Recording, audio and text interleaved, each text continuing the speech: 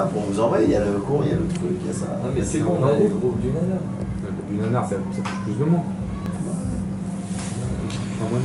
C'est le même numéro.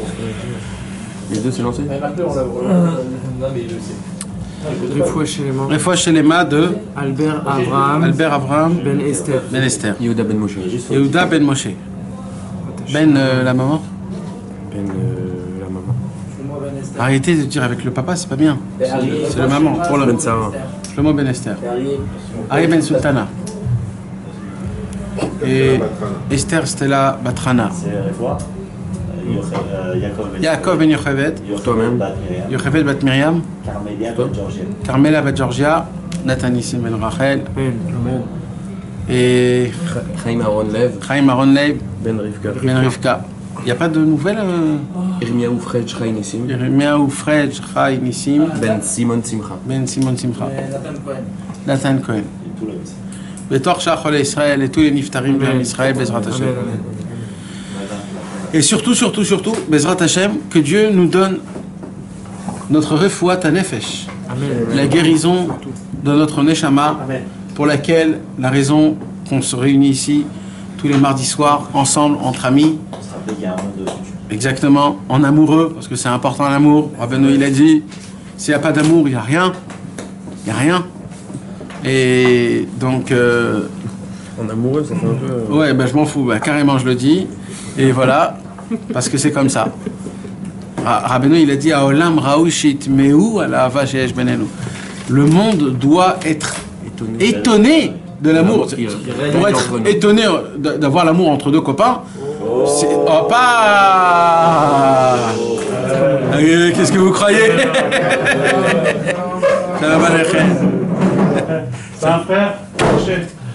Shalom Aleichem. Casse. Il n'y a pas de masgan chez nous.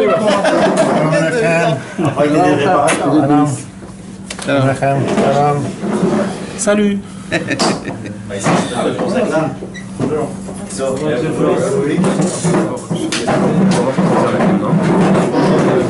Ah, c'est bon, j'ai créé ça. Si vous fermez quand on va arrêter de fumer tout le monde, fermez un peu les fenêtres, on profite du mascan. Bientôt. Il est pas. Laisse, Ah, je t'explique. Non, frère, il y a la fumée. Paris, c'est des symphonies. Non, mais quand il y a une petite pause comme ça, qu'on rentre un peu de mascan. Ah, Tov. Alors, on reprend la force. Vous êtes étudiant comme elle. Ah ouais. Parce qu'elle est longue. sur la plage, Pourquoi ils vont mettre dans une liste bizarre? Alors, maintenant ce qui se passe c'est quoi? Ce qui se passe c'est qu'avec l'aide de Dieu, Bezrat Hashem, quand on va comprendre de la manière et de la façon dont laquelle notre Neshama, elle n'est pas tellement en bon état, eh ben, on commence un petit peu à avancer et à découvrir de nouvelles choses. Ce soir, avec l'aide de Dieu, on va aborder le Sichot Haran, conversation numéro 140. Kouf Mem. Baruch Hashem, déjà, ça avance énormément. 140. 140. 148, il faut faire exprès. Bezrat Hashem. Comme Rabbi Shimon. À 70, non, même moins, je crois. Moins. Et Kouf Mem en plus, c'est les 140 cris contre la Ta'avat Mammon. Il dit Rabbeinu, une femme, quand elle accouche, 70 colonnes. elle doit crier 70 voix. C'est deux fois plusieurs. Et quand un homme, il doit gagner sa parnassa, de gagner la parnassa, c'est 2 fois plus dur qu'une femme, elle accouche. Donc quand tu gagnes ta parnassa, il faut que tu cries 140 cris. Donc on est là dans le 140 qui va, Bezrat Hashem, qui va casser toutes les difficultés de la parnassa. Où il est, Shai et l'autre? Ils rentrent à l'armée, ils ont besoin de parler ça. Parnassa, ils ont besoin de. Top. Dis-leur que j'ai demandé après. Dis-le dans la vidéo. Dis-le. Voilà, non, ça ils ont tous entendu. Non, mais dis-le là bien parce qu'il va l'écouter demain. Alors, Bekitsour, maintenant ce qui se passe, Bezrat Hashem, la conversation qu'on va étudier ce soir, c'est une conversation qui est magnifique. Et vraiment, c'est une des conversations que je suis amoureux de ce genre de conversation que Rabbeinu il nous parle. D'abord, c'est un renforcement, un. Deuxièmement, c'est beaucoup d'espoir. Et troisièmement, c'est une nouvelle perception des choses. Comme Rabbeinu qui toujours, il t'éblouit par sa nouvelle compréhension de ce qu'il fait. Il explique une chose qui est complètement inversée de ce que le monde y comprend. Et ça éblouit énormément. Et Bezrat Hashem, donc, ce soir, on va étudier, comme on a l'habitude ces derniers cours, de parcourir le parcours de Torot du Likutei Moharan. Parce que, comme je l'ai expliqué et comme je l'explique dans tous les cours d'avant, qu'on a étudié, dans le Likutei Moharan, Rabbi Nathan, il a écrit la Torah. Ce que Rabbeinu a dit, l'enseignement. D'accord? Donc, l'enseignement, il est en fonction d'un pasouk de Torah. Un pasouk, opa, shalom aleichem, que Dieu te bénisse. Zakoubaou. Dis-moi, il n'y a pas de bureau avec un masque. Ça va, mon frère. Juste à côté. Que Dieu le bénisse. On laisse ta veste. Ça va toi à l'aise.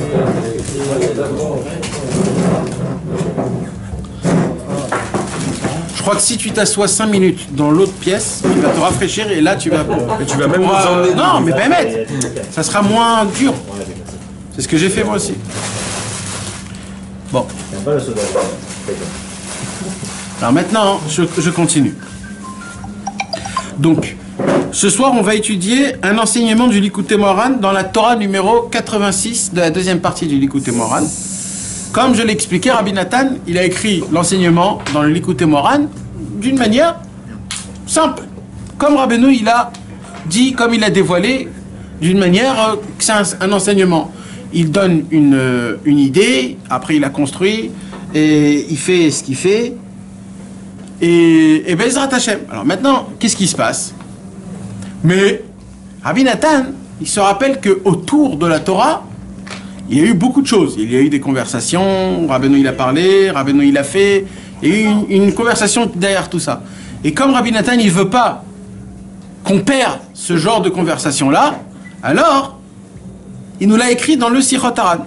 Donc en fait, Bezrat Hashem, on va étudier un petit peu l'enseignement du Likutei Moharan 86 et surtout, donc, tout ce qui a été dit et fait et parlé autour de cette Torah du Likutei Moharan. C'est une conversation exceptionnelle entre Rabbeinu et Rabbi Nathan. Exceptionnelle. Rabbeinu et Rabbi Nathan, d'abord, il faut que vous compreniez quelque chose, que Rabbi Nathan, il avait très très peur, par respect et très honte, par honneur, de rentrer chez Rabbi Nachman et de lui parler quand il voulait. C'était toute une histoire. Avant de rentrer chez Rabbeinu, c'était vraiment c'était une vraie préparation. Je rentre pas, peut-être il est fatigué, peut-être il n'est pas fatigué, peut-être demain. Alors là, il avait vu demain. Et il attendait, le lendemain, il y avait des gens qui rentraient, il était là comme ça, il attendait peut-être maintenant, c'est bien, pas. Il est jalousé même. Ouais, il est jalousé. Comment eux, ils peuvent rentrer comme ça et moi, j'ai une sorte de peur, de crainte, de honneur, de respect. En plus que Rabbeinu, il était malade, donc déjà, c'est un point en plus. Et Rabbi Nathan, il était noble, donc il était classe, donc il se demandait, est-ce que je suis pas en plus là, peut-être je suis en train de l'embêter, peut-être il est fatigué, peut-être... Et quand il rentrait, là, c'était pour lui une Géoula. Parce qu'il rentrait, il pouvait, sauf, s'asseoir, parler, échanger, demander des questions. Et même là-bas, il se disait, j'ose pas, j'ai abusé, j'ai pas abusé. Et Rabbeinu, il savait tout ça. Donc Rabbeinu, tout de suite, il le calmait. Il lui donnait des paroles de folie. Et là, Rabbi Nathan, il se sentait reconforté. Et là, il pouvait... Mais pas toujours, c'était comme ça. Il y avait le côté où Rabbeinu encourageait la peur et la crainte que Rabbi Nathan avait. Parce que oui, mes amis, il faut avoir peur et crainte de notre maître. Il y a écrit dans la Gemara, Kol talmid sheyoshev lifnei rabo ve siftotav enam notfot mor mitrayev al nafsho. Un élève qui s'assoit devant son rave et que ses lèvres ne brûlent pas, ça veut dire, tu sais, quand on a peur, on bouge les lèvres comme ça. Ouais. Alors, normalement, tu dois t'asseoir et trembler de cette manière-là. Okay. De peur, tellement tu dois avoir peur. Celui qui sent pas ça, c'est très grave.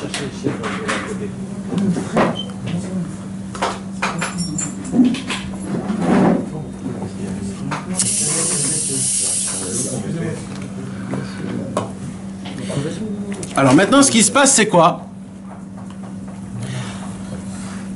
Ce qui se passe, c'est que quand Rabbi Nathan, alors il y a eu une fois, tu as la Sikha numéro 140? Alors d'abord, avant qu'on la lit, la Sikha numéro 40, je voudrais, Bezrat Hashem, 140, je voudrais d'abord qu'on étudie un petit peu le Likutei Moharan. Alors là, Rabbi Nachman, il dit comme ça. Da, sache. Shaliede shaolam em miktane amana alken em tzrichim letanit. Là, Rabbeinu, il dévoile un secret exceptionnel. Mais vraiment, c'est un chidouche. C'est un chidouche. C'est quoi le chidouche? Écoutez la façon de comment Rabbeinu il a habillé la chose, d'accord? Quand un homme, sa émouna est petite, alors un homme comme ça, hoppa! Quand un homme comme ça,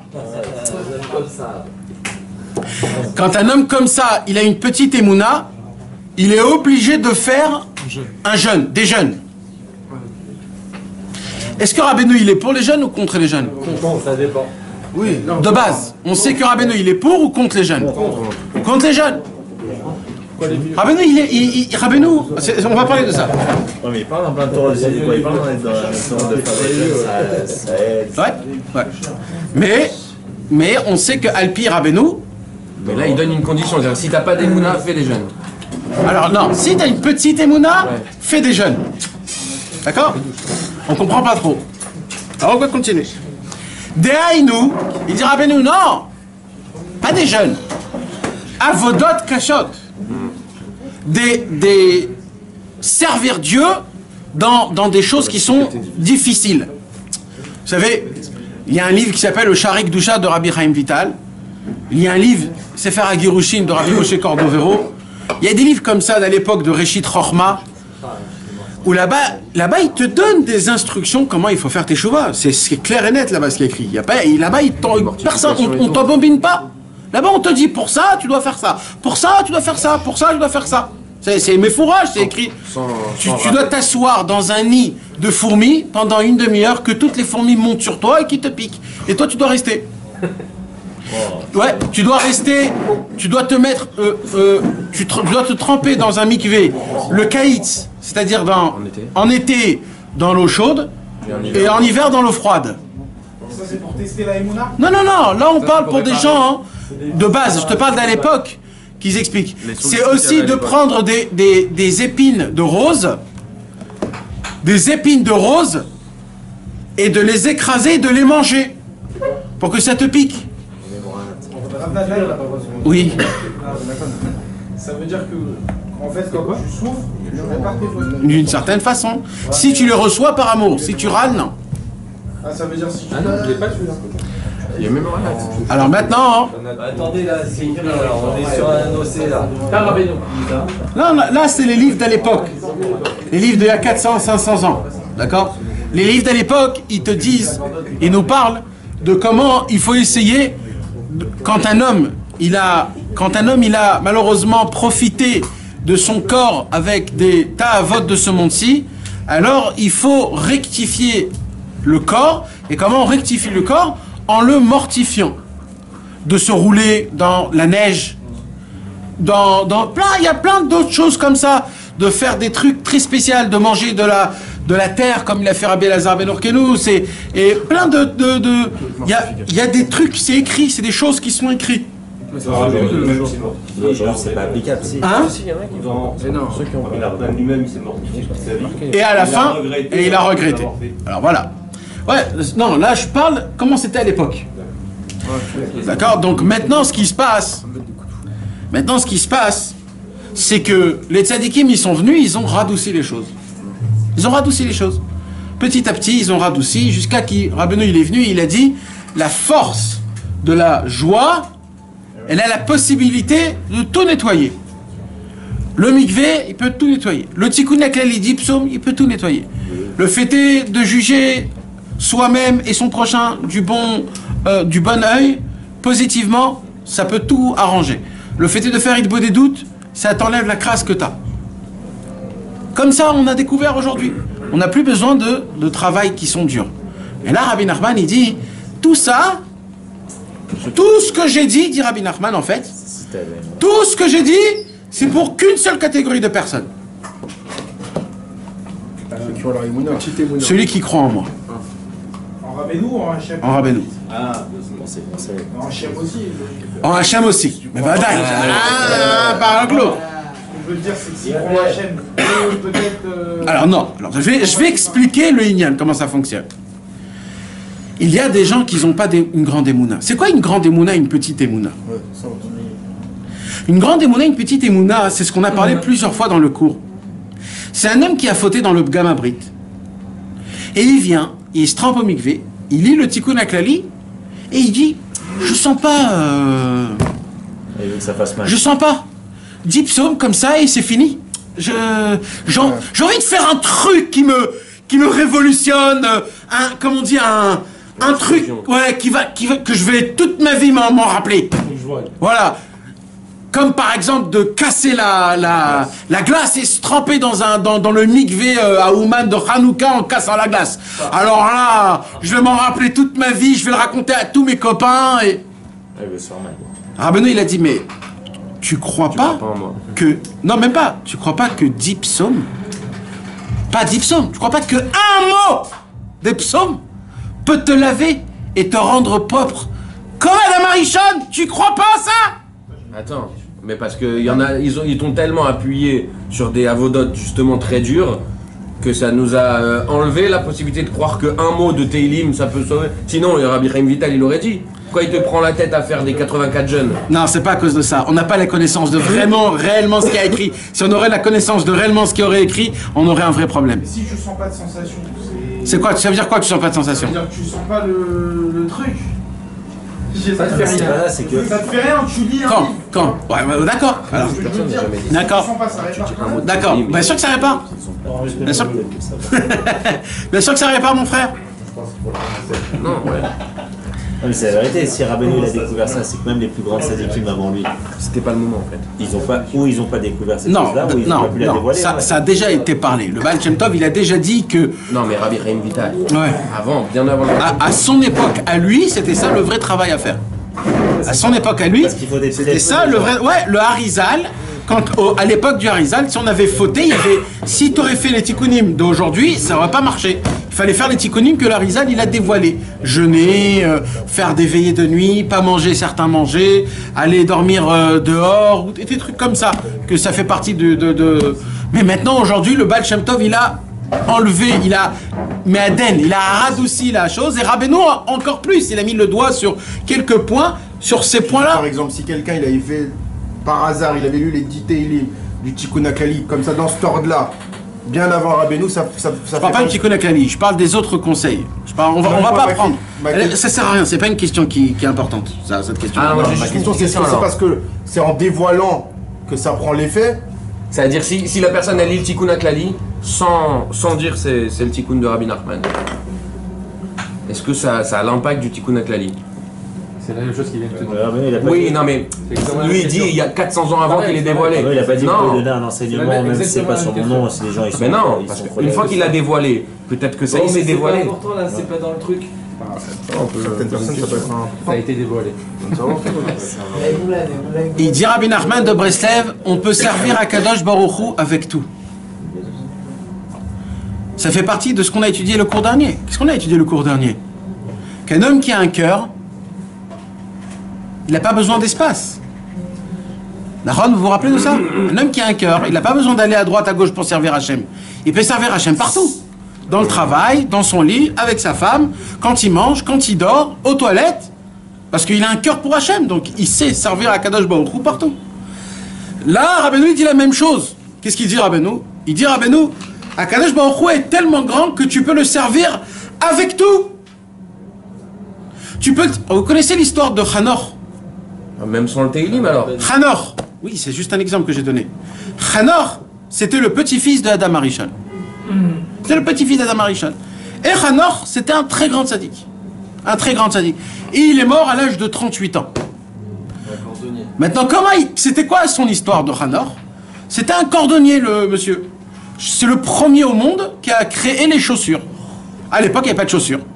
C'est lui qui a créé ce qu'on appelle la chaussure. Donc, il s'asseyait. Ouvrir un bon. Ouais. Il appelle Khanor. Dommage. Khanor. Vraiment. Khanor. Et, Non, ils ont appelé Nimrod à la place.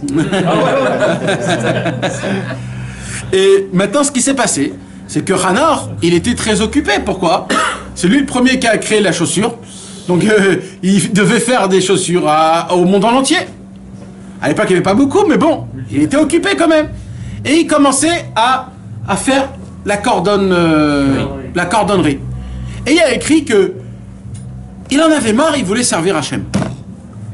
Et il disait, moi je veux servir Hachem. Mais comment je peux servir Hachem? Comment je peux servir Akadosh Baruch Hu? Un, je peux pas parce que je suis en train de travailler. Et deuxièmement, je sais pas comment il faut servir Hachem. Je sais pas, qu'est-ce qu'il faut faire? Alors qu'est-ce qu'il faisait? Il dit, bah tu sais quoi Hachem? Il prenait son aiguille, il faisait rentrer l'aiguille dans la chaussure. Il dit, bah Hachem, Ribono Shel Olam, cette aiguille-là, c'est pour toi, voilà. Ça, tu vois, ça, c'est l'Ichvod Hachem Idbar. Et clac, il faisait comme ça, et il rentrait. Dès qu'il rentrait, il disait, maintenant Hachem, tu vois ça? Ça, c'est l'Ichvod Hachem Idbar. Et il remettait. À chaque fois toute la journée, pendant des années, il faisait que ça. Il y croyait. C'est tout. Il dit, moi, je sais pas, qu'est-ce que tu veux que je fasse? Alors, qu'est-ce qui s'est passé? Vous savez ce qui s'est passé?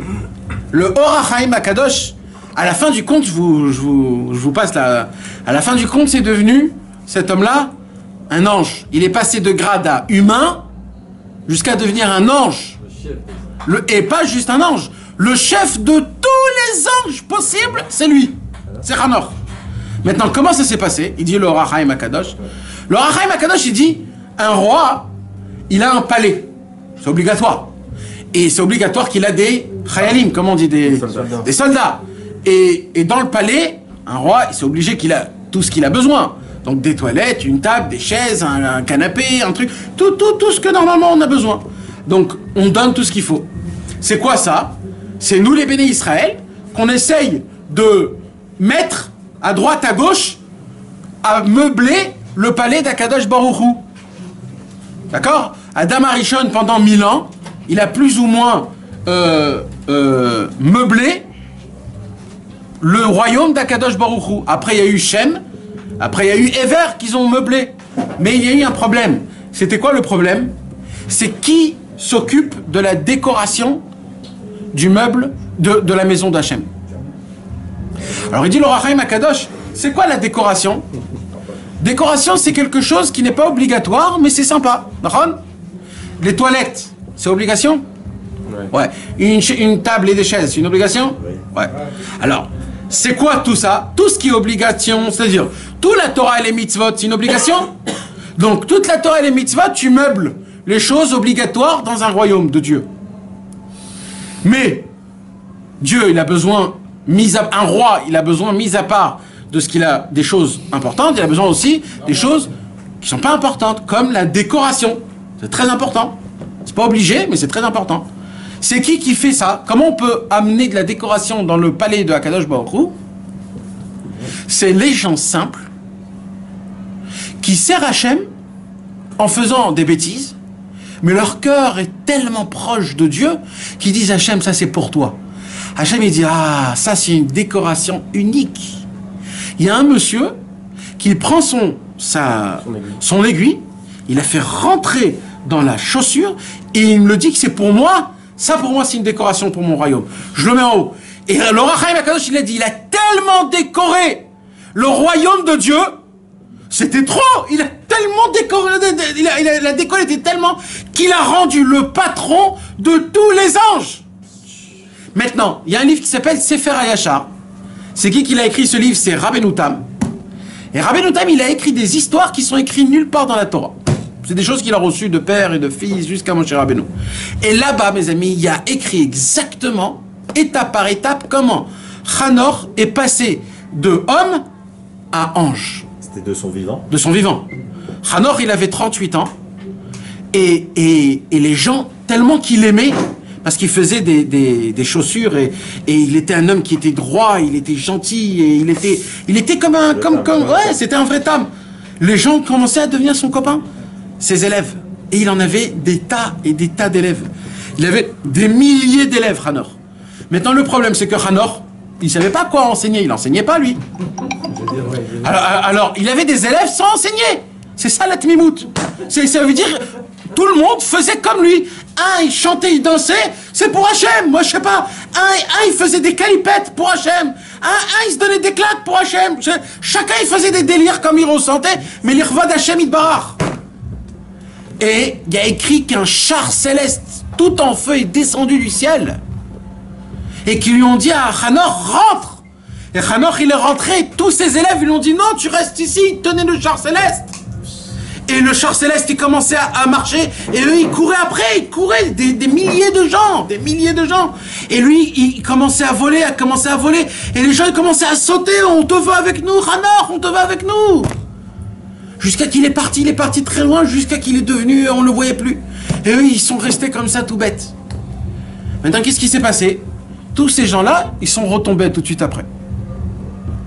Parce que Rabbeinu, il dit, Emouna blidat, ça peut pas résister. La Emouna sans une base, sans une intelligence, une quelconque intelligence, un quelconque savoir, ça peut tomber du jour au lendemain. Le mec, il se pose une question, c'est fini, allez, il remet tout en question. Par contre, quelqu'un qui a de la Emouna, qui est basé en étudiant la Torah, le Likutei Moharan, la Gemara, etc., c'est basé, c'est fondé. Tu comprends? Si maintenant un philosophe, il vient et il me pose toutes les questions les plus dures possibles contre Hachem, tu vas pas pouvoir répondre. C'est pas que je vais pas pouvoir me répondre, ça va rien me faire. Même s'il posait pas. Pourquoi? Parce que je sais que il y a des questions sur Hachem. Ben voilà, il y a des questions. Mais moi je m'en fous complètement qu'il y a des questions. Hachem c'est Hachem, point barre, ça reste lui, c'est tout. Il y a quoi? Il y a des questions, et alors? Hachem c'est Hachem, Hachem il reste Hachem. Ben oui, on s'en fout s'il n'y a pas de réponse. S'il n'y a pas de réponse, ça veut dire que ça y est. Alors maintenant, qu'est-ce qui se passe si je reviens à ce que j'ai dit? Hanor, lui, il avait une très grande émouna. Et comme il avait une très grande émouna, il voulait servir Hachem Yitbarach, et il n'arrivait pas comment servir Hachem. Alors comment il a servi Hachem? Avec son cœur. Il a dit, tout ce que je peux faire Hachem, eh ben je le fais pour toi. Et il a fait servir Hachem. Rabbeinu, il dit, maintenant, moi j'ai un cas contraire. C'est le cas actuel d'aujourd'hui. C'est les gens qui n'ont pas d'émouna.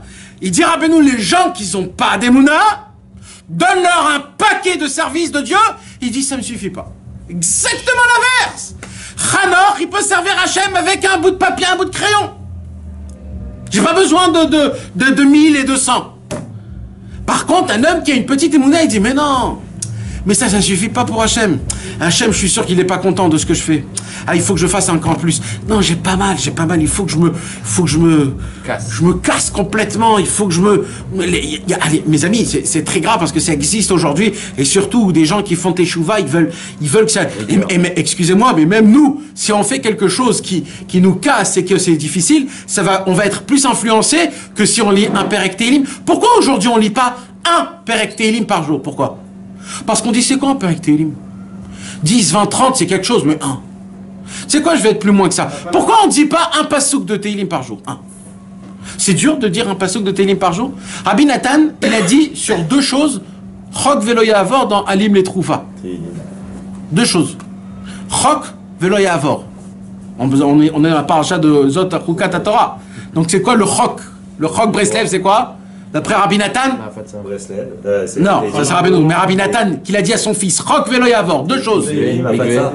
Tehillim, il doit des doutes. Tehillim, il a dit Rabbi Nathan, on n'a pas le droit, il ordonne à son fils, je t'interdis de passer une journée sans Tehillim.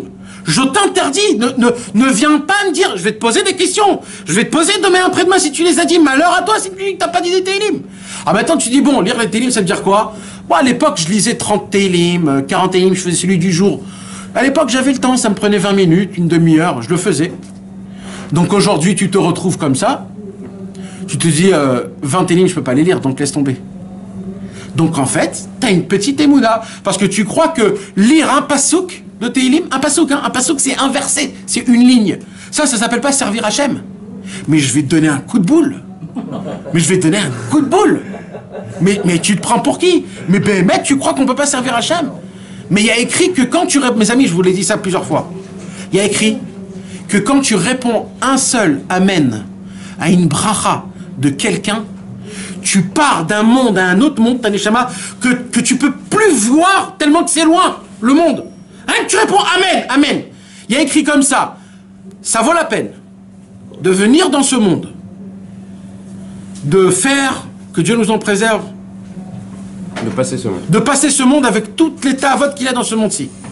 Pour Hachem, ça vaut la peine si une fois dans sa vie, il va répondre Amen. Amen à une bracha, à un truc, Amen. Ça vaut la peine. Pour Hachem, comment on dit, c'est chavé. Ça vaut le coup. Pour Hachem, ça vaut le coup. Lui, il est bénéficiant à Kadosh Baruch Hu d'un seul homme, que toute sa vie, il a répondu un seul Amen. Alors, dans ce Palitzera, c'est un manque d'émouna, mon frère. C'est parce que... Alors, j'arrive là, t'inquiète pas. Ça, pour l'instant, c'est la Torah du Likutei Moharan. Mais en vérité, c'est passé un truc très spécial. C'est passé un truc très, très spécial. En tout cas, d'abord, je veux qu'on continue. Je veux qu'on reste sur le point de ce inyan-là. D'accord? Alors maintenant, qu'est-ce qui se passe? Il dit Rabbi Nachman, Achmash etzrin nefamim lavodot kashot, ou bebrinat mashamru chazal. Il dit Rabbi Nachman de Breslev, c'est pour cela que quand il y a des fois des gens que je vois qui sont pas des mounas, je leur donne une série de choses à faire. Il dit, mais vous voulez savoir le Hémet? C'est que tout ça, c'est Stam. C'est pour lui, c'est pour qui croit, qui fait beaucoup de choses. Il dit, en vérité, tu peux servir Hachem juste une fois, tu lèves tes yeux, Hachem, tu dis, Hachem, j'en peux plus. Je vais être proche de toi, j'en ai marre de ce monde. Ça suffit pour devenir un vrai tzaddik. On n'y croit pas, Béhémet, réellement. Combien de fois je vous ai parlé, mes amis, excusez-moi que je vous... Mais combien de fois je vous ai parlé de l'importance du Likutei Tfilot? D'accord? Combien de fois? Le Kitvé. Combien on en a parlé? Combien? Le Kitvé, c'est le livre le plus important qui existe aujourd'hui dans le monde en entier. Il n'y a pas plus important que ça au monde. Il n'y a pas. C'est le sommet du sommet. Si un jour, Chas V'Shalom, on vous prend et on vous jette à Guatemala dans une prison où tu ne ressors plus jamais, on te dit juste, prends avec toi un seul livre, prends le Kitvé. Rien d'autre. Ça va t'emmener partout. Maintenant, on sait ces choses-là. Comment on peut passer des journées sans rentrer dans le Kitvé? Comment c'est possible? Vous savez, qu'est-ce qu'il y a dans le cerveau qui nous empêche de faire ça? Qu'est-ce qu'il y a? C'est quoi le Inyan? Comment on peut être autant pâte à modeler? Comment on peut être autant comme ça? Et la maille, je vais vous dire c'est quoi c'est que quand tu ouvres le Kitvé numéro 19, 20, 21, 22, 23, tu vois qu'il y a à peu près 100 pages. Tu dis bon, laisse tomber, j'ai pas la force. Pourquoi? Parce que peut-être t'as pas des mounas que une ligne de Torah, une ligne de Tfila, t'as fait ton truc. Une ligne. Alors comment on fait pour s'en rendre compte? On en parle. Bah voilà. On est en train de s'en renforcer. Maintenant, mes amis, je parle aussi en hébreu. Jusqu'à quand on va rester dans les livres en français? C'est-à-dire, jusqu'à quand? Il faut commencer à passer en hébreu. Alors vous allez me dire, on comprend pas? Bah oui, mais c'est pas pour nous. Encore une fois, il faut se renforcer. L'étude, c'est en hébreu. Ça te rentre dans ta neshama, dans ton cerveau, dans ton métabolisme. Dans ton métabolisme. Dans tes gènes, dans ton ADN. Ça rentre dans ton sang, dans ton ADN. Ça te rend ton ADN juif. Et pas goy. Je le dis clairement. Maintenant, mes amis, non, on s'en fout, comment, tu comprends? Mais moi je dis... Comment tu veux qu'on fasse du boulot aux lèvres si on ne comprend pas ce qu'on dit? Alors tu lis tous les jours en hébreu une ligne Torah, une ligne Tfila. Tous les jours. Et après tu lis en français ce que tu as envie, tu lis en français. Mais il faut les paroles du tzaddik. Ces paroles du tzaddik, il le faut. On a vraiment besoin. Alors maintenant, qu'est-ce qui se passe, mes amis? Écoutez bien ce que je suis en train de vous dire. Tout notre problème, c'est quoi? C'est quoi notre problème? C'est qu'on n'y croit pas vraiment. que ça peut nous aider, ça peut nous faire sortir du pétrin qu'on est. On croit qu'il n'y a qu'une seule chose qui peut nous faire sortir du pétrin, c'est quoi? C'est les grandes choses. C'est le mec qui te dit, vous savez, le mec qui te dit, je suis dans le kollel à Bnei Brak toute la journée, dans la Torah, ça fait 15 ans, je m'y connais un petit peu, écoutez ce que j'ai à vous dire, parce que c'est comme ça que ça marche, et moi je m'y connais, et n'écoutez pas les autres.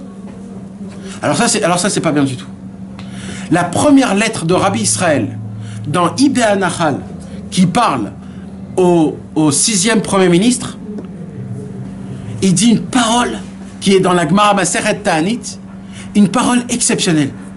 Il demande pardon, Rabbi Israël, qui s'adresse. Il demande pardon, qui s'adresse à un homme aussi important de ce monde-ci. Et il dit, mais vous voulez savoir quelque chose? Il y a écrit que des fois, une petite braise comment ça s'appelle, une allumette peut allumer un champ en entier. Rend ou pas? Maintenant, c'est quoi qui a allumé le champ des terrains et des terrains et des terrains? C'est quoi qui l'a allumé? Toute petite allumette. Chez Rabbi Nachman de Breslev, le inyan de grand et de petit, il existe. Mais ça n'a pas d'ampleur. Ça n'a pas d'ampleur. Il y a des gens qui ont comment on appelle ça? De l'expérience. Et c'est très important de voir l'expérience. Mais il y a une ampleur d'autre. Ça veut dire, c'est pas parce que lui, il a de l'expérience, que l'autre qui n'a pas d'expérience, il n'y a rien à prendre chez lui. C'est faux. Il y a à prendre chez tout le monde. Et c'est ce qu'il dit Rabbi Israël à Zalman Shazar.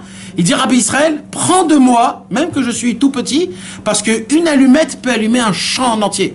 Ça veut dire quoi? En vérité, il faut trouver l'allumette. C'est quoi l'allumette? Mais ça veut dire quoi? C'est la vitalité. C'est quoi? Ça veut dire quoi? C'est juste la Emouna. Si tu as la Emouna, avec tout, tu peux brûler tout le mal. Avec tout. C'est juste la Emouna. Il y a écrit Emouna ze seder zraim. Kol mitzvotecha Emouna. T'as beau appliquer toutes les mitzvot et t'as pas d'Emouna, tu as appliqué quelque chose, mais c'est pas ça que Dieu il veut. Il n'y a pas de vitalité. La Emouna, c'est elle qui fait pousser. C'est une fleur, ça fleurit. C'est quelque chose de beau. C'est quelque chose de beau. C'est quelque chose qui dégage de l'énergie qui est pure. La Emouna, chaque chose que tu fais avec de la Emouna, c'est une puissance qui est énorme, qui peut enfanter. Maintenant, la Emouna, c'est pas un travail qui est difficile. Et la Emouna, tout simplement, crois. Crois, c'est tout. Je te demande de croire, alors crois. On va pas rentrer dans des nianim. Quand tu fais quelque chose de pas bien, ça casse un peu cette musique que t'as fait. Ouais. Comment alors tu refais? Comment tu répares? Tu refais la musique. Non, tu y crois en Hachem. Tu dois toujours te rappeler ce que je vais dire, mon frère. Après chaque avéra que tu fais, tu dis comme ça. Chazvé shalom. Mais écoute bien ce que je vais te dire. Tu dis, mon Dieu, mon corps a fait ce qu'il a fait. Mais mon cœur, il est le plus proche de toi. Et il n'y aura rien au monde qui va détacher mon cœur de toi, Hachem. C'est ça ce que tu dois lui dire à chaque fois que tu fautes. Parce que c'est qui faute? C'est le corps, mon frère. C'est que le corps.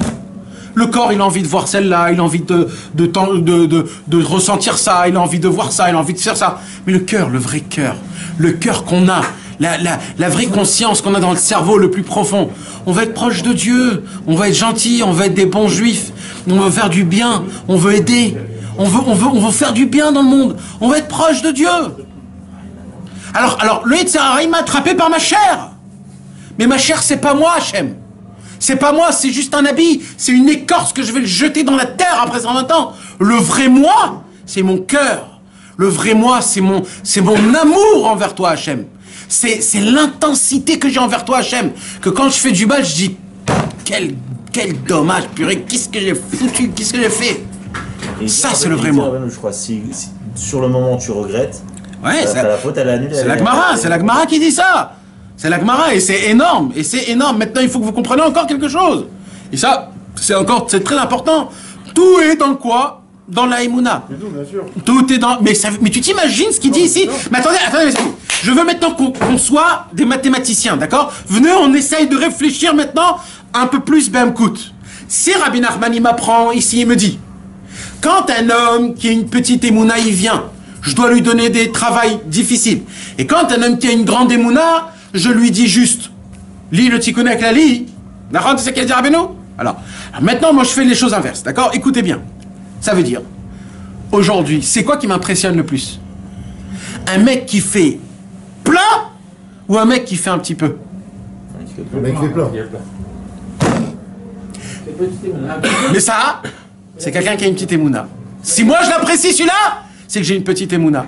Pourquoi? Parce qu'un mec simple, qui travaille, il a une macolette ou je sais pas, toute la journée là. Mais je sais que lui c'est un vrai. Tu peux être les deux aussi. Oui, Nahon. Mais moi je te parle maintenant en tant qu'un homme simple aujourd'hui. Comment je trouve les tzadikim aujourd'hui? Comment ils te donnent la grade des tzadikim en fonction de combien de temps il a étudié, combien de Gemara il a terminé, combien de je sais pas, toutes ces choses-là, d'accord? Voilà. Ça fait combien d'années qu'il fait ça?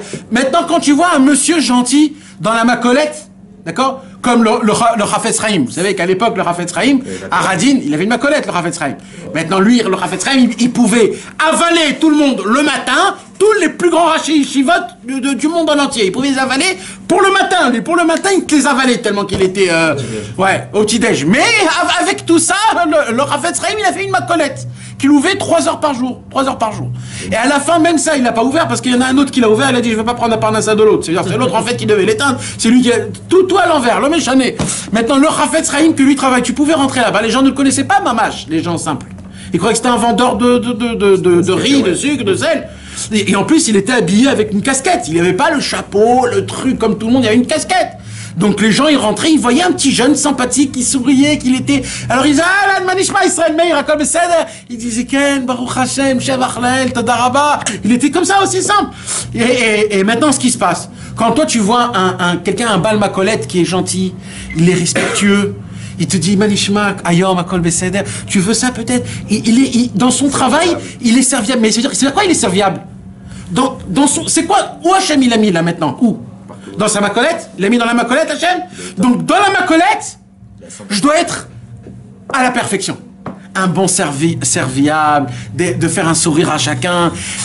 Akadosh Baruch Hu, il dit, si t'es un tzaddik dans la macolette, pour moi t'es un tzaddik partout. Parce que là où je te mets, tu devras être un tzaddik. Parce que t'es un tzaddik là où tu es. Donc t'es un tzaddik partout pour moi. Donc il dit Rabbeinu, donc, et moi, comment je le juge la personne? Il étudie pas dans un collège, il fait pas ça. Pourquoi? Parce que j'ai une petite émouna en vérité. Généralement, les gens qui étudient toute la journée, ils disent alors limoud, c'est que... Et à la fin du compte, ils sont pas contents. À la fin du compte, ils disent j'ai rien foutu de la journée. Tu t'imagines, mais comment c'est grave? C'est l'inverse de Azamra. Le mec, il étudie toute la journée, à la fin, il dit j'ai rien foutu. Ou alors j'ai rien compris. Ou alors je fais pas assez. C'est vrai que d'un côté c'est bien, mais de là à tomber dans le désespoir. Mais c'est quoi le point essentiel? Le point essentiel, c'est qu'on n'a pas de croyance. On ne connaît pas la valeur du bien qu'on fait. On ne connaît pas la valeur du bien qu'on fait. Mes amis, on a dans notre compte bancaire des milliards d'argent. Pas plus mal aussi. Des milliards. Mais j'ai un problème, c'est quoi? C'est que je crois que c'est un jeu, c'est juste des numéros qui sont écrits, mais en fait, je dis, mais où est l'argent? C'est juste un jeu, j'ai pas un milliard. Amen. On ne croit pas que le Amen, il va... On n'y croit pas, mais il faut y croire. Amen, peut-être que Amen toute la journée. J'ai un Amen, je l'aurais dans ces 2 heures. Serait peut-être contribueuse. Non? Non, mais c'est vrai que... C'est que du virtuel. C'est ça, tu écoutes un Amen, tu dis un Amen, tu dois danser, tu dois être content, tu dois être... Donc ça c'est en gros plus ou moins, ce qu'on a étudié dans le Likutei Moharan. Est-ce qu'on a compris le point plus ou moins? Ouais mes amis. C'est que Rabbeinu, vous savez qu'il y avait une époque où Rabbeinu, les gens ils rentraient chez Rabbeinu, et quand ils rentraient chez Rabbeinu leur donnait un papier où dedans il y avait écrit personnellement pour cet homme-là tout ce qu'il doit faire. Il disait, toi tu dois dire 17 fois le pasouk un tel par jour. C'est tout. Il disait, toi, tu dois, une fois par an, pas dormir toute la nuit.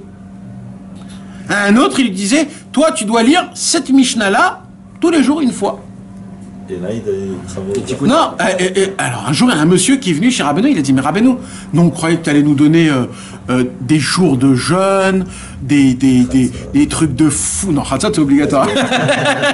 Mais ça veut dire des choses de fou, quoi. Ça veut dire se rouler dans des onces, dans des pines, dans des trucs comme ça. Rabbeinu, il a dit cette phrase. Il a dit, vous croyez que Akadosh Baruch Hu, il a besoin des tas et des tas? Le Baruch Hu, il veut que le cœur. C'est tout ce qu'il veut. Il s'en fout si tu fais comme ça ou pour lui, dans le maximum que tu peux faire pour lui, c'est exactement pareil. Parce qu'il est tellement grand à Hachem que tu lui avances nulle part. C'est les Foum Tsara Agra. Oui, le Foum Tsara Agra, il y a déjà assez de Marchavot Zarot, de flemme, de froideur. Et c'est où le Foum Tsara Agra? Il dit Rabbi Nachman. Par contre, les petites choses que je vais vous donner, les toutes petites choses que je vais vous donner, c'est ceux-là qui vont être les plus durs. Le Tikkun HaKlali, le Pasouk et Bémet, les élèves, ils ont dit que de lire un seul Pasouk par jour, c'est rien du tout, le Pasouk. De le répéter, tu le connais par cœur à la fin du compte. Et bien même ça, ils avaient des guerres en entière pour le faire. Tellement que c'était difficile. Pourquoi? Parce que c'est ça les Foum Tsara Agra. Parce que le Yetzirara, il comprend que Bémet, ces petites choses, c'est ça qu'ils font beaucoup. Mais les gens qui te donnent des listes et des listes. Alors, un jour, quelqu'un, il m'a donné une feuille, il est parti chez un rabbin, il m'a donné une feuille, tu sais quoi, je savais pas s'il fallait que je pleure ou non, mais là, je suis vraiment sérieux, parce que c'était quelqu'un d'important, que beaucoup vous en parlez, tous, et vous en parlez, etc. Et alors, tourne autour de toi 17 fois par jour, saute à droite, marche, fais un trait, marche, va en arrière. Mais on est chez les Indiens là ou quoi? Mais c'est quoi ce truc là? Ah ouais, mais vraiment il va mettre des plumes, il va mettre des trucs rouges. Mais où vous en tous les gars? Mais où il est Rabbeinu? Où il est Rabbeinu qui nous parle de la Tmimout, des Teilim, de la Pshitout, de parler avec Hachem simplement? C'est quoi ces marabouts là que vous nous amenez? En plus de rabbin tzaddik, mais c'est quoi? Où c'est pris ces choses-là? Où on a vu ça dans le judaïsme? Dans toute la vie on n'a jamais vu des choses pareilles. Le Baal Shem Tov, donnez pas des choses comme ça, Rabbi Noam Elimelech, donnez pas des choses comme ça, Rabbi Pinchas Mikoïs, donnez pas des choses comme ça. C'est comment c'est né ces choses-là? Comment? Et aujourd'hui, malheureusement, on a une imbécilité de... Oui, ils sont impressionnés par quoi? Parce qu'on n'a pas d'émouna. On n'a pas d'émouna. Notre émouna est petite. Donc il veut... T'imagines si j'aurais pris cet homme-là, je l'aurais amené chez Rabbeinu, maman. Rabbeinu t'aurait dit... Dis Nanach Nachman Nachman Meuman. Et d'ailleurs, il a écrit Pédek à ce moment-là. Tu sais ce qu'il va dire le mec? T'as pas un petit truc, un autre truc? Je la connais celle-là. Ouais. Tu t'imagines? Tu peux pas dire un autre truc? C'est grave, c'est vraiment grave. On les connaît, les gars. Les secrets, on les connaît. On les connaît les secrets. On n'y croit pas. Non. Mais c'est grave. C'est un Tfilat qui renforcer aussi. La Emouna. La Emouna, mais l'importance qu'on fait une fois. Il n'y a pas besoin. Alors, quand tu fais Shabbat, tu vas nous donner le sentiment. Il n'y a pas besoin. D'abord, commence sans comprendre. Commence. Si tu fais sans comprendre, Hachem il dit, ah, ça j'aime. Il y en avait un, il avait... Alors, je vais te donner des compréhensions. Voilà, un petit peu, par un petit peu. C'est là où il veut le cœur en vrai, c'est comment sans exactement. comprendre. Comme on a dit, Naasé, Benishma. D'abord on fera, après on comprendra. C'est comme ça que ça fonctionne. Oui, c'est obligatoire. Alors maintenant, écoutez l'histoire exceptionnelle qui s'est passée. Maintenant qu'on a dévoilé la Torah, Rabbeinu il a dévoilé la Torah, on a compris le Inyan, d'accord? Rabbi Nathan il s'assoit comme ça et il entend toute la Torah. Quand il entend la Torah, Rabbeinu il dévoile pas la Torah. 86. Ouais, il dévoile pas la Torah comme d'habitude en parlant à tout le monde. Il y a plein de gens autour de lui, mais Rabbeinu il est face à Rabbi Nathan. Et il lui parle qu'à lui. Maintenant, il y a tout le monde. Et là, Rabbi Nathan, il se sent visé. Ça veut dire, là Rabbeinu, il me parle à moi. C'est ça qu'on peut dire, il te dit Da, il te regarde. Ah oui, et il lui dit Da. Il lui dit, et le pire, c'est quoi? C'est que ben, Maître Rabbi Nathan, il a reçu des jeunes à faire. Des quoi? Des jeunes. Des jeunes. Ah, ça veut dire il n'a pas d'émouna. Et là, Rabbeinu, il lui dit, quand un homme, il vient chez moi, et qu'il n'a pas beaucoup d'émouna, alors, je lui donne des travails difficiles. Et là, Rabbi Nathan était scié. Scié. Il faut comprendre, c'est Maintenant. Rabbi Nathan, quoi, c'est pas... Maintenant, écoute, venez, on explique les choses. Rabbi Nathan, il sait qui il est. Avec toute la nava qu'il a, il sait qui il est. Il sait ce qu'il a jeté pour Rabbeinu. Il sait le travail qu'il a fait avec Rabbeinu. Il sait plus ou moins là où il est, Rabbi Nathan. Toute sa grandeur. Donc, Il lui donne une leçon d'humilité, peut-être. Rabbeinu, il n'avait pas besoin de faire des tours comme ça. Alors là, Rabbi Nathan, il dit, moi, la Emouna, j'ai de la Emouna. J'ai de la Emouna. Comment Rabbeinu, il me dit que j'ai pas d'Emouna? J'ai la Emouna. Moi, je crois qu'en faisant un psaume de Teilim, on peut tout réparer, toute notre Neshama, tous les Gilgulim, et tous les Averot de tout le Ham Israël en même temps. Après, il a dit, il est là, cette chaussure. Le machin. C'est lui qui a écrit le coup de filote. Non, mais par rapport à Rabbeinu. Alors, c'est une grande question. Alors, on va lire, Jérémy. Bechavot, tu vas nous faire goûter ce qui s'est passé. Ah ouais, en plus, comment il commence? Alors, vas-y. Qu'il m'a révélé. Voilà. Alors, écoutez, mes amis, ouvrez vos oreilles, s'il vous plaît, et regardez ce qu'il y a écrit. C'est Rabbi Nathan qui parle. Ouais, tu as le truc, Yitzhak? Attends 2 secondes, il va nous le donner, Yitzhak. C'est la connaissance, elle nous bouge le sang. On est à 140 aujourd'hui. 140. Tiens, Jérémy. Avec intonation. Alors, Bechavot. Quand il me parla du thème tel qu'il figure imprimé dans le 2e tome du Likutei Moharan Torah numéro 86, à propos du verset « En raison du souffle court et d'un travail éreintant », à savoir qu'à cause de la petitesse de la foi, on doit se livrer à de durs travaux. Si référé... Ok. Vous êtes avec nous, les gars? Écoutez, s'il vous plaît, chaque mot, d'accord? Alors? Je me tenais devant lui comme stupéfait. Je me tenais devant lui. Amadeti les fanav. Vas-y. Alors que mes pensées étaient perplexes quant à ce sujet, car j'avais l'impression de posséder un peu de foi. Alors, explique-moi. Ouais, que c'était pas son inégal. Je sais pas, en français, moi, j'arrive pas à apprendre avec ces mots-là. Amadeti les fanav, je me tenais devant lui. Qui mishtomem. Vous savez ce que c'est mishtomem? Mishtomem, c'est sonner. Mishtomem. Ouais. C'est mishtomem, c'est du mot amoum. C'est quand tu reçois une claque. T'es sonné là? Comme ça, t'es sonné comme ça? Rabbeinu, tu sais, des fois quand on t'humilie d'un coup, bam, d'un coup, tu sais plus ce qui se passe, qui t'arrive. Là, Rabbi Nathan, il a reçu une baffe. Il était sonné. Mishtomem. Il a de la Emouna. Ouais. Ou marchez vos tailles, ayutmi, mes pensées, ils étaient en pleine réflexion, en étonnement total, Benyanze sur ce sujet, qui nidmel ishesh limonatan. Car jusqu'à aujourd'hui, Je pensais avoir de la Emouna. j'étais certain qu'au moins un petit peu, j'ai de la Emouna. Pas de là à Rabbeinu qui me dit... Il a dit un peu d'Emouna, non? Ouais, mais ça veut dire un peu plus qu'un petit peu, quoi. Ça veut dire, j'ai quand même quelque chose, d'accord? Alors, Rabbeinu, comme un vrai roi, il a tout de suite capté la pensée de Rabbi Nathan. Tout de suite!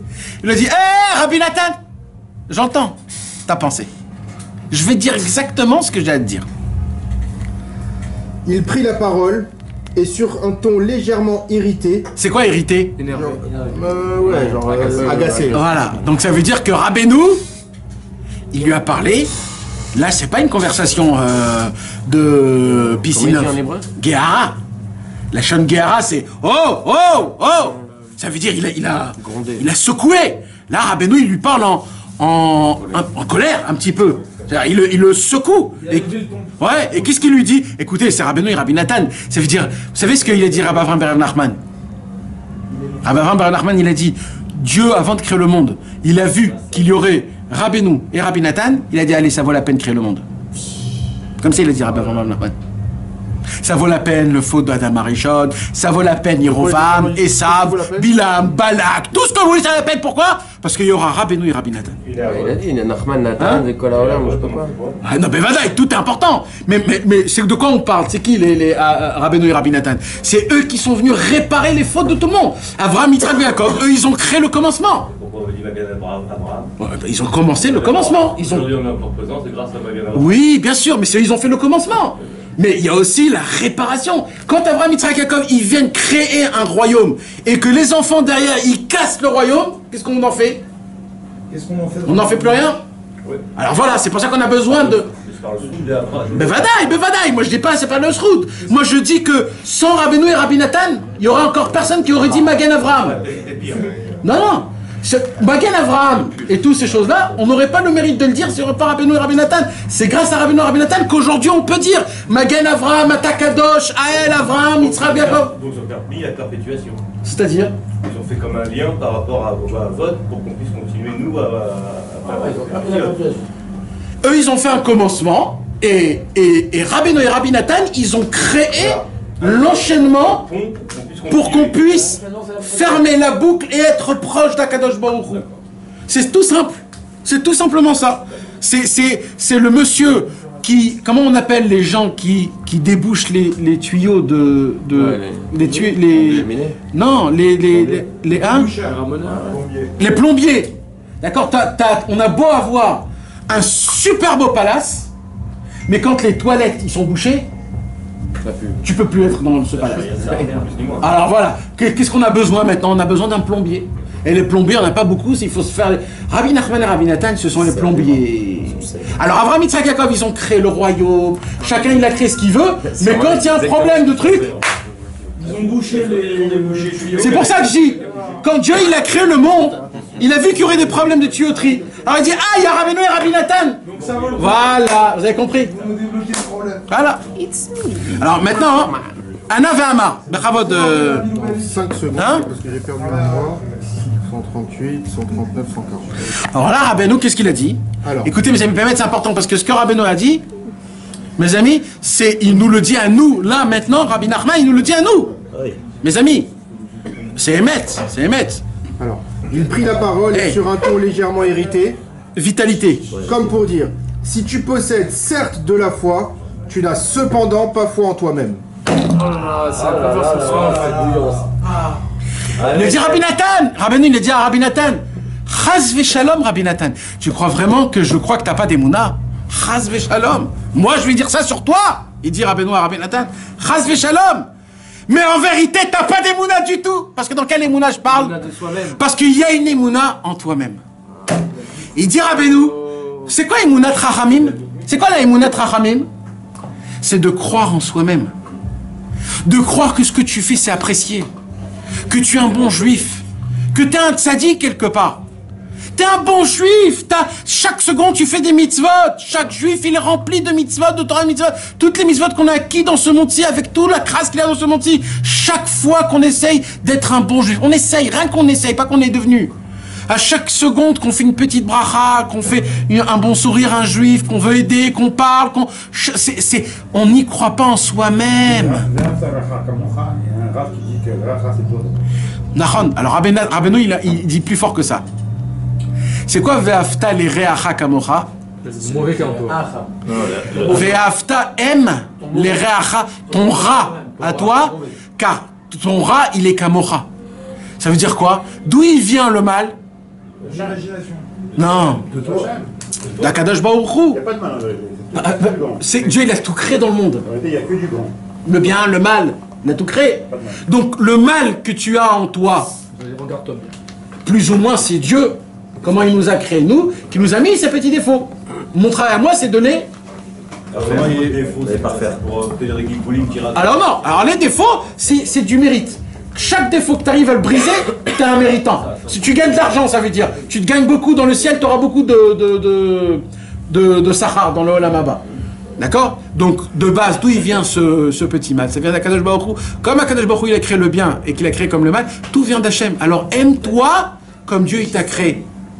Aime-toi comme tu es. T'es parfait. Tu es parfait, c'est ta perfection. Parce que tu es unique. Même si tu es mal, tu as des défauts, mais tu es unique. C'est comme ça que Dieu il a voulu que tu sois. C'est ta perfection. Donc chacun son travail. Exactement, c'est ta perfection. Un homme qui voit d'un seul œil. Je me rappelle plus c'est qui. Je me rappelle plus c'est qui. Mais il y avait un goy. Moi, je crois que c'est un peintre ou un créateur de musique. Qu'il avait un soleil. Non, il avait un défaut. Et c'est grâce à ce défaut qu'il a créé ce... Non, il y a un compositeur de musique, à la fin il était sourd. Tu parles de... Non. Mozart. Mozart était sourd À 5 heures. à 5 ans. Non, c'est pas ça. me rappelle plus, purée, j'avais lu un truc que grâce à son défaut, il a découvert des trucs de folie. Ah, mais c'est aussi. C'est pas les fêtes, Un peintre. Il a fait. Quoi? Les impressionnistes, non? C'est quoi impressionniste? Non, il y a celui qu'on avait dit que t'étais un zéro, etc. Là, et que finalement c'est devenu celui qui a inventé le truc, là. Il était bon, il avait Toulouse-Lautrec, il était, je crois, le Star Trek. Ça se pourrait. Je me rappelle plus exactement, mais ils avaient il avait un défaut et grâce à ce défaut, il s'est perfectionné. Tout aujourd'hui, les docteurs, les trucs comme ça, d'où ils sont venus ces grandes choses? Mehmet?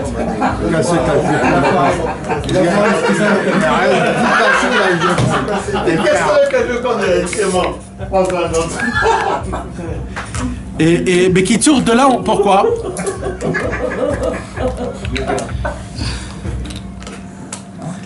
Voilà, vas-y. Vas-y. Alors, il mentionna aussitôt l'enseignement de nos maîtres de mémoire bénie à propos du verset, car qui méprisait le jour de ses humbles commencements. Donc mépriser, il faut le dire. Encore une fois, répète. Car qui méprisait le jour de ses humbles commencements. Qui mit base les yom ktanot. Qui a sapé l'importance du Comment jour ici de la il le dit? petitesse. Alors attends, qu'est-ce qui a entraîné que les tzadikim... Ah oui, c'est pas pareil. Et où il est le le dit différemment. Il dit, Ouais. qui a sapé l'importance du jour, la petitesse. le jour de la petitesse. Non, le jour, la petitesse. Qu'est-ce qui a fait du mal Mi base les yom ktanot. En vérité, le passage qui veut dire qui va base, comment on dit les vasotes, négliger. C'est négliger. Qui va négliger les petites journées? C'est-à-dire quoi les jours petits? C'est quoi les Yom Ktanot, mi base les Yom Ktanot? C'est quoi Yom Ktanot? C'est les journées où t'as pas trop fait d'avodat Hashem. Alors quand tu vois une journée où t'as pas fait trop d'avodat Hashem, tu dis bon, cette journée elle était très naze. Mais tu t'imagines comment c'est grave ce que tu es en train de dire? Cette journée était très grave. Mais dis ça à un mec qui est mort en haut et qui supplie de faire une bracha, qui supplie de répondre à Amen, qui supplie même de mettre les tefilines d'une vitesse comme ça, ou alors de faire un schéma Israël. Et toi tu dis cette journée elle m'est passée comme truc. C'est très grave de dire un truc pareil. La personne ne connaît pas en réalité. Là, c'est toujours, je dis la chose, on n'a aucune compréhension dans la valeur. On ne sait pas valoriser rien du tout. Ce valorisement dans le cerveau, chez nous, il est complètement éclaté. Non, Mais depuis toujours. Mais c'est à la fin C'est d'une pas comme si journée. on l'avait avant et que maintenant on l'a plus. Je sais pas. À la fin d'une journée, quand t'as vu ça, c'est aussi ça te donne des forces de dire ah j'ai fait une mauvaise journée pour que le lendemain tu fasses une bonne journée. Tu te dis ah j'ai rien foutu aujourd'hui. Bah non, demain, d'après- faut que je- Eh ben, d'après Rabbi Nachman, comment tu t'encourages? En t'encourageant. Pas en regardant le mal. Chez Rabbi Nachman, tu prends des forces en te disant aujourd'hui, Baruch Hashem, j'ai mis mes téfilines, j'ai mis la kippa, j'avais le tzitzit. Aïe, demain ça, je vais faire un peu plus. En général, ceux qui te disent c'est évident, tu aimes ça, tu ne me dis pas, mais d'abord, c'est ton Yitzhara qui te dit dans le cœur. Et ça, c'est de la shonara sur toi-même, on n'a pas le droit de le faire. Nachon? En vérité, il faut corriger ce la shonara qu'on a sur nous-mêmes. Nachon? Le petit Yetzhara qui parle, c'est ton côté gauche de ton cœur. Nachon. Qui veut te couler en vérité. Exact. Et si tu vas amener la personne au désespoir. Et c'est ça qu'il faut écouter. Mais quand tu dis, il faut avoir la émouna en soi-même. J'arrive pas c'est-à-dire, chaque chose que je vais faire, je suis censé dire que c'est parfait ce que je fais. Aujourd'hui, tu as, on va dire, 33 ans. D'accord? Donc, jusqu'à aujourd'hui, de l'âge de 33 ans, t'as dit combien de fois Shema Israël, Hashem Elokeinu, Hashem Echad? Depuis que je suis tous les soirs. Baruch Hashem. Donc déjà, chaque mot que tu dis, Tous les 3 ans, c'est 1000 fois. chaque mot que tu dis de Shema Israël, Hashem Elokeinu, Hashem Echad, tu inclus dedans des centaines de milliers de lumières dans le ciel que tu le fais descendre par ta bouche. Tu remplis ce monde de lumière de Shema Israël, tu le rends meilleur. Mara dit qu'avec le schéma Israël, on n'est pas tôt de... Mahon. Et rien qu'avec ça, déjà, t'es un tzaddik gamour quand tu réfléchis un petit peu à ça. Maintenant, le problème, c'est que t'as pas d'émouna. quand tu dis ton Shema Israël, t'as pas la Emouna que Béhémet, tu remplis le monde de lumière. Tu répares tous tes grands-parents et tu donnes de la lumière à tous tes enfants. T'as pas cette Emouna là. Mais ça fonctionne quand même. Mais le problème, c'est que toi, tu restes le même imbécile. À cause du manque d'Emouna. Alors qu'est-ce qu'il dit Rabbeinu? Il dit Rabbeinu, commence à avoir de la Emouna dans ce que tu fais. Malgré la personne que tu es. Les petites choses que tu fais, comment c'est énorme vis-à-vis à ce monde, vis-à-vis à tout ce qui se passe. Vous pouvez pas avoir des mounades, vous ne savez pas. Maintenant qu'on le sait, on peut les dire. Mais ça, c'est un handicap de ne pas savoir ces choses-là. Ça veut dire, pendant des millénaires, dans l'époque de la Gemara, c'était des choses qui étaient simples. C'est qu'aujourd'hui qu'on a oublié ce truc, et je ne sais pas pourquoi. C'est peut-être un bgam de bgam abrit, je sais pas. Mais c'est un problème que, ça veut dire c'est normal, normalement. Dans la Torah, dans les mitzvot, il y a des choses qui sont écrites. Celui qui dit 3 fois Ashrei Yoshvei Vetera, il est Chelek L'Olam Haba. Tu peux m'expliquer cette Gemara, s'il te plaît? Comment c'est possible qu'un homme qui dit 3 fois par jour Ashrei Yoshvei Vetera pendant tous les jours de sa vie, il a le Chelek L'Olam Haba? Est-ce que quelqu'un dans sa vie, il peut m'expliquer ça?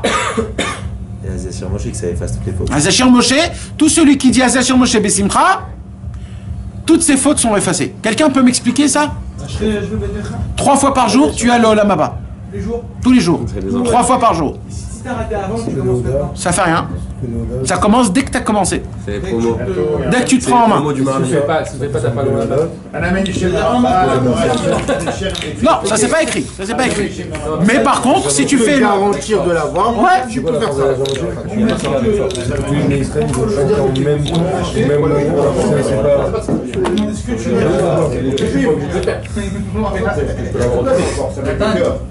Avec le cœur ou avec force, ou avec les deux. Henri de Toulouse-Lautrec. Oui, tu peux l'avoir. Il dit quoi? Il dit quand on pense que je n'aurais jamais été peintre si mes jambes avaient été un peu plus longues. Voilà. Henri comment? Henri comment? Henri de Toulouse-Lautrec. Il a perdu ses pieds et il est devenu peintre. Il dit que quand on pense que je n'aurais jamais été peintre, quand on pense que je n'aurais jamais été peintre, si mes jambes avaient été un peu plus longues. Voilà. Donc c'est un défaut. Et grâce à son défaut, il est devenu qu'est-ce qu'il est devenu. Donc ça vient de Dieu. Donc c'est pas un défaut. C'est moi qui crois que c'est un défaut, mais c'est pas un défaut. C'est ma personnalité. Alors, mais là, on n'a pas. Attends. Recadrer tout ça. Alors voilà. Refait un cycloum de. Ouais. Alors maintenant, Rabbeinu, il nous a dit, il a rapporté le pasouk dans Micha. Rabbeinu, il a rapporté le pasouk dans Micha. Non, Zecharia, non. Non, dans Zecharia, pardon. Rabbeinu, mi base les yom ktanot. Ça veut dire qui va négliger les petits méprise les petits jours. C'est quoi les petits jours? Les jours où t'as pas fait grand chose. Quoi, comment? Il a dit mi base les yom ktanot. Comment ça veut dire comment? Vas-y, dis-moi. C'est ça. Qui c'est qui néglige les petits jours? La petitesse. Le jour, la petitesse. La petitesse. Et Rachi après il dit qu'est-ce que c'est la petitesse? C'est la petite émoune. Enfin, ça c'est dans la suite du texte. Ouais. Rabbeinu, il va changer l'explication. Okay. Alors vas-y. Alors qu'est-ce qui a entraîné que les tzadikim voient leur table pillée dans le monde à venir? La petitesse qu'ils avaient en eux-mêmes, c'est-à-dire qu'ils n'avaient pas foi en eux-mêmes. Ça veut dire quoi? Il faut expliquer. Dans la Gemara, dans Maseret Sota, il a écrit là-bas un mystère très grave. Quoi?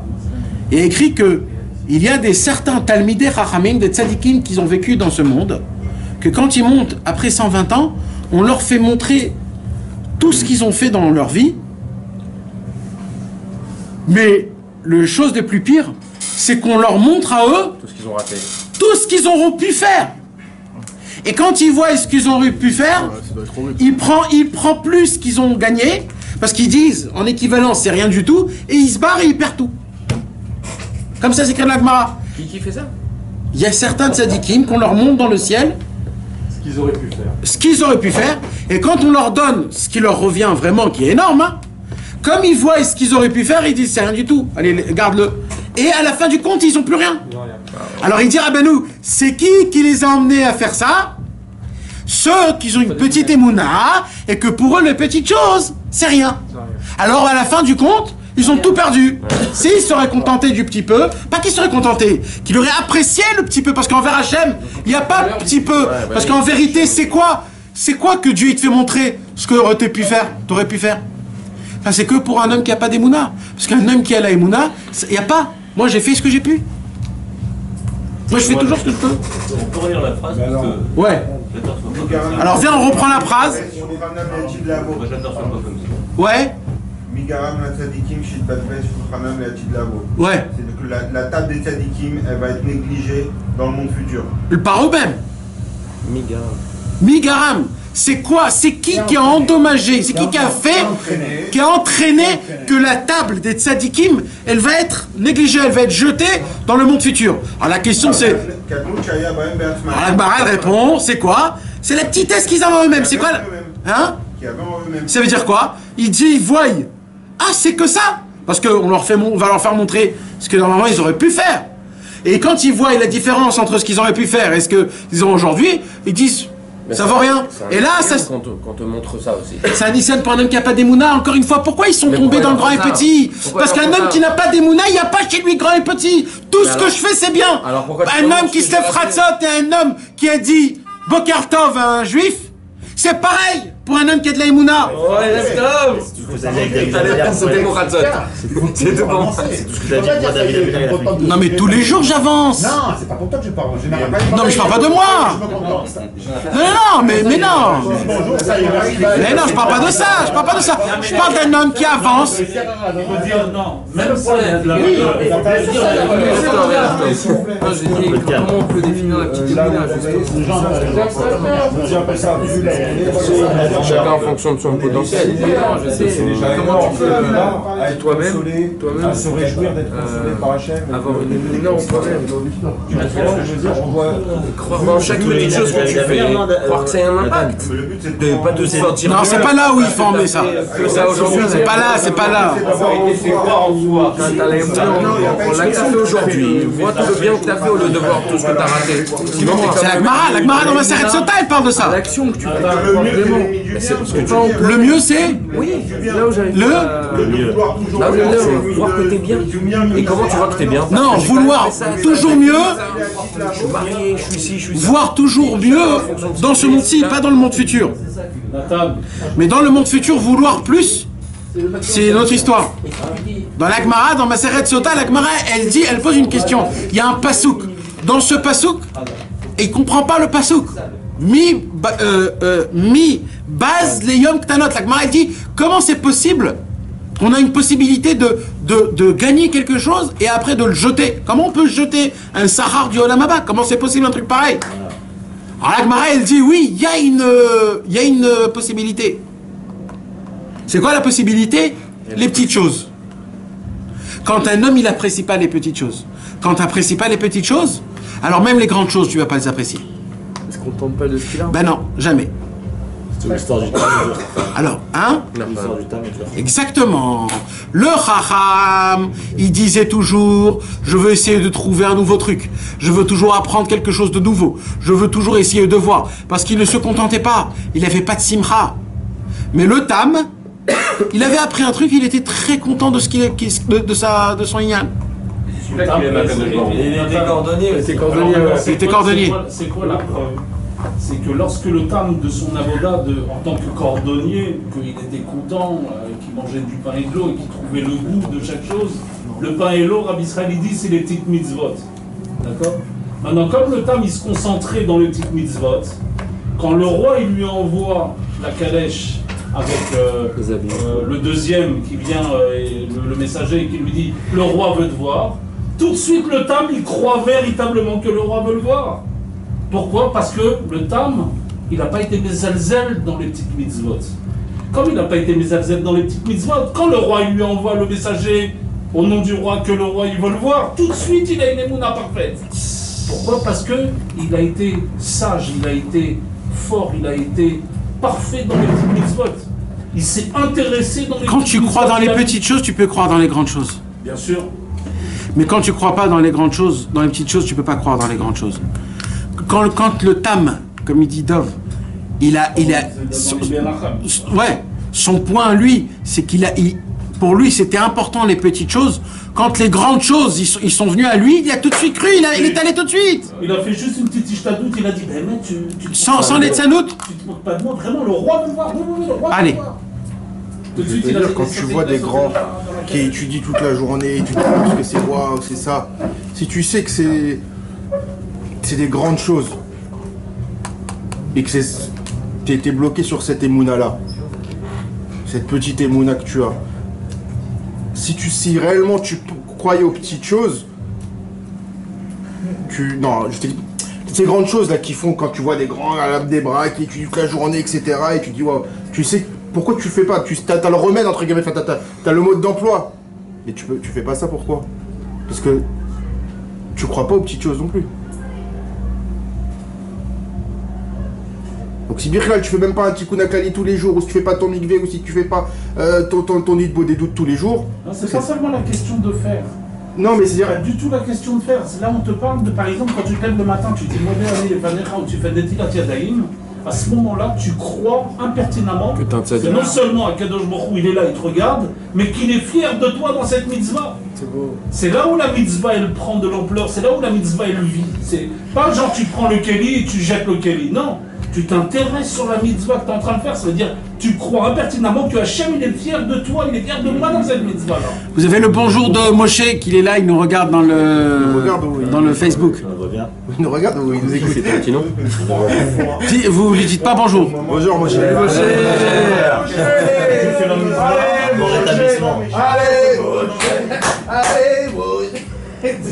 Jean-Louis, arrête-toi. Moi, la dernière fois, quand j'ai regardé sur le groupe, j'ai dit bonjour, c'est pas fait. Ah ouais, c'est vrai, hein. J'ai entendu un bon ridouche que Rabbi Israël dit. Eric est avec nous. Et c'est quoi quand il dit sans rigoler? Il a fait le laser. Il dit en réalité, c'est que quand tu viens voir, tu fais toutes tes brachot dans par exemple l'opération du laser des yeux. concentration, tout Pour enlever les lunettes. tu te réveilles à la 15e, 16e ou 17e, tu te réveilles. Et là, tu te dis. Et là, tu te dis, oh là là, truc d'eau. Là, si je mets la Kavana, c'est pas grave. Alors, les 15, ils sont comme si tu les avais fait avec Kavana. Ça, il dira bien pas, il dit ça. Moi, je crois des fois, une tefila, elle va monter toutes tes tefila. Toutes les prières, va être Hanan, la tzaddik tête. En vérité, je pense qu'un homme, il n'a jamais culpabilisé sur ce qu'il fait. C'est ça que je crois. Il ne doit pas culpabiliser. Ce qu'il doit faire, il doit considérer qu'il doit le faire en bien et pour l'amour de Dieu. Si jamais il le fait comme ça, il regarde ce qu'il fait de suite. Mais tu vois, il ne faut pas qu'un homme, un tzaddik ou n'importe quoi, il même culpabiliser, c'est pas un métier que mal fait. Et ça, c'est jamais on commence à culpabiliser. Et quoi qu'il arrive, en fait, tu peux pas avancer. Parce que comme tu t'imagines que les choses, il faut faire beaucoup pour avancer. C'est une erreur. Qu'est-ce qu'il y a? T'as guide de Jérémy, je suis ma série. Non, c'est pas lui. Ah, c'est pas toi? Ah oui. Bon, je sais pas. Verachi Zichrono Livracha.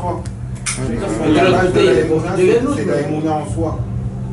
Et si on croit en soi, c'est qu'à chaque moment, ce qu'on fait, ça a une plus grande grandeur. Donc c'est parce qu'on croit à nos petits décors, à nos petites mitzvot, la grandeur que c'est. Si tu tombes d'écran, tu perds.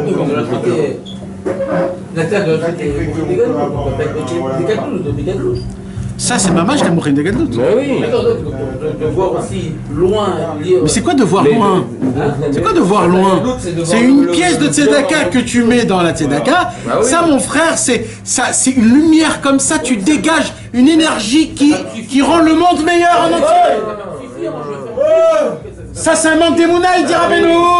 Alors je m'arrête à ça? Non, mais chéris la chose, valorise. D'accord, moi je dis que chaque jour ce que je fais, c'est le maximum que j'ai pu faire. C'est ce que je fais, moi chaque jour j'ai fait le maximum que j'ai pu faire. C'est ce que dit Peter. C'est ça? Moi je dis pas ça. Moi je dis.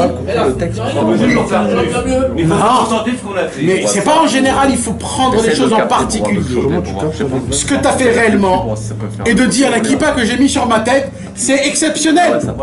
Et tu dois développer. Tu sais des mochines des gadlout. Tu prends un petit truc et tu le développes. Ça a amené du bon dans le monde. Tous les gens qui m'ont vu avec la kippa, ça leur a fait du bien. Moi ça m'a fait du bien. Après tu dis les tefilines le matin, combien de choses j'ai mis dans ce monde, combien de bien. Le monde aujourd'hui il fonctionne meilleur grâce à moi. Faut le développer, ça s'appelle Mourin de Gadlout. Tu prends un petit truc, tu le rends énorme. Parce que c'est comme ça que Hachem il voit les choses. Hachem il voit tout en loupe. On voit le toit. Tout en loupe. Et nous on voit tout à l'envers de la loupe. Tu sais quand tu retournes les jumelles, c'est tout en petit. Mais est-ce que Nathan, si tu dis ouais, ma mitzvah c'est la Indien, est-ce que là, à ce moment-là, ta mitzvah elle veut plus rien dire? Est-ce que quand toi tu dis que la mitzvah. tu l'as déjà? Ouais. Est-ce que en elle-même la mitzvah. Tu maîtrises déjà mieux ton téléphone. Non. Ouais, complètement. Ça reste toujours au niveau de fond. Non, mais bon, il dit qu'à la fin, à la fin, il va pas récupérer rien. Non, toute la différence, c'est toi. C'est-à-dire, le bien, tu le fais dans le monde, que tu le sais. Oui, oui. C'est juste toi. Ouais. C'est toi. C'est-à-dire, vraiment, tu es perdant, mais c'est de la folie. Comment c'est horrible. Merci. Le bien, il se fait grâce à toi, mais toi, t'es pas là, t'es nulle part. Voilà. C'est pas la chorma qui nous bouge. C'est pas le Chochman. C'est pour ça que je suis un peu ici. C'est le Sechel. La connaissance pas. C'est le Sechel. C'est le. Tu nous as montré qu'à Hanor, les élèves de Hanor, ils avaient trop d'émouna, ça n'a pas tenu. Sans date. Mais des fois, on dirait que trop de date. C'est une autre histoire. Ça t'empêche d'avoir de la émouna pshuta. Ouais. On va faire remonter tout ça. Bon, mes amis, venez, c'est dommage parce qu'on est en train de se perdre. Alors Je retrouve juste on s'est arrêté. Alors là, Rabbeinu, il va nous dire Rashi. Rashi, il dit quoi? Voilà. C'est quoi que ta note?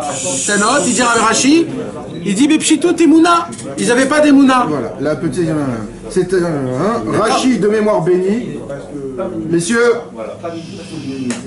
Rashi de mémoire bénie a commenté sur place en se basant sur le sens littéral une petitesse dans la foi. Ouais. Par contre, à partir du langage précis employé par la Gemara, où l'on a enseigné là-bas qu'il s'agissait d'une petitesse qu'ils avaient en eux, les paroles de notre maître de mémoire bénie semblent être comprises, car la petitesse de leur foi se manifestait principalement vis-à-vis d'eux-mêmes. Donc ils n'avaient pas foi en eux-mêmes. Ouais, donc maintenant, Rabbeinu, il réexplique le passouk, comme t'as dit, Eric. Il mixe les deux, ils l'ont mis trop tôt. Maintenant, le passouk, on le lit comme tu lis tout au début. Mais c'est maintenant qu'on le lit, pas là où tu as lu au début. C'est maintenant que Rabbeinu, il dit son explication. Qu'est-ce qu'il dit? Mi baz layom ktanot. C'est qui néglige les journées? C'est les petitesses. Comment tu peux bâcler une journée en entière? Tu peux être méphasé, comment pas bâcler, négligé. Comment tu peux être méphasé au tas, comment? Parce que tu n'apprécies pas les petites choses, les ktanotes.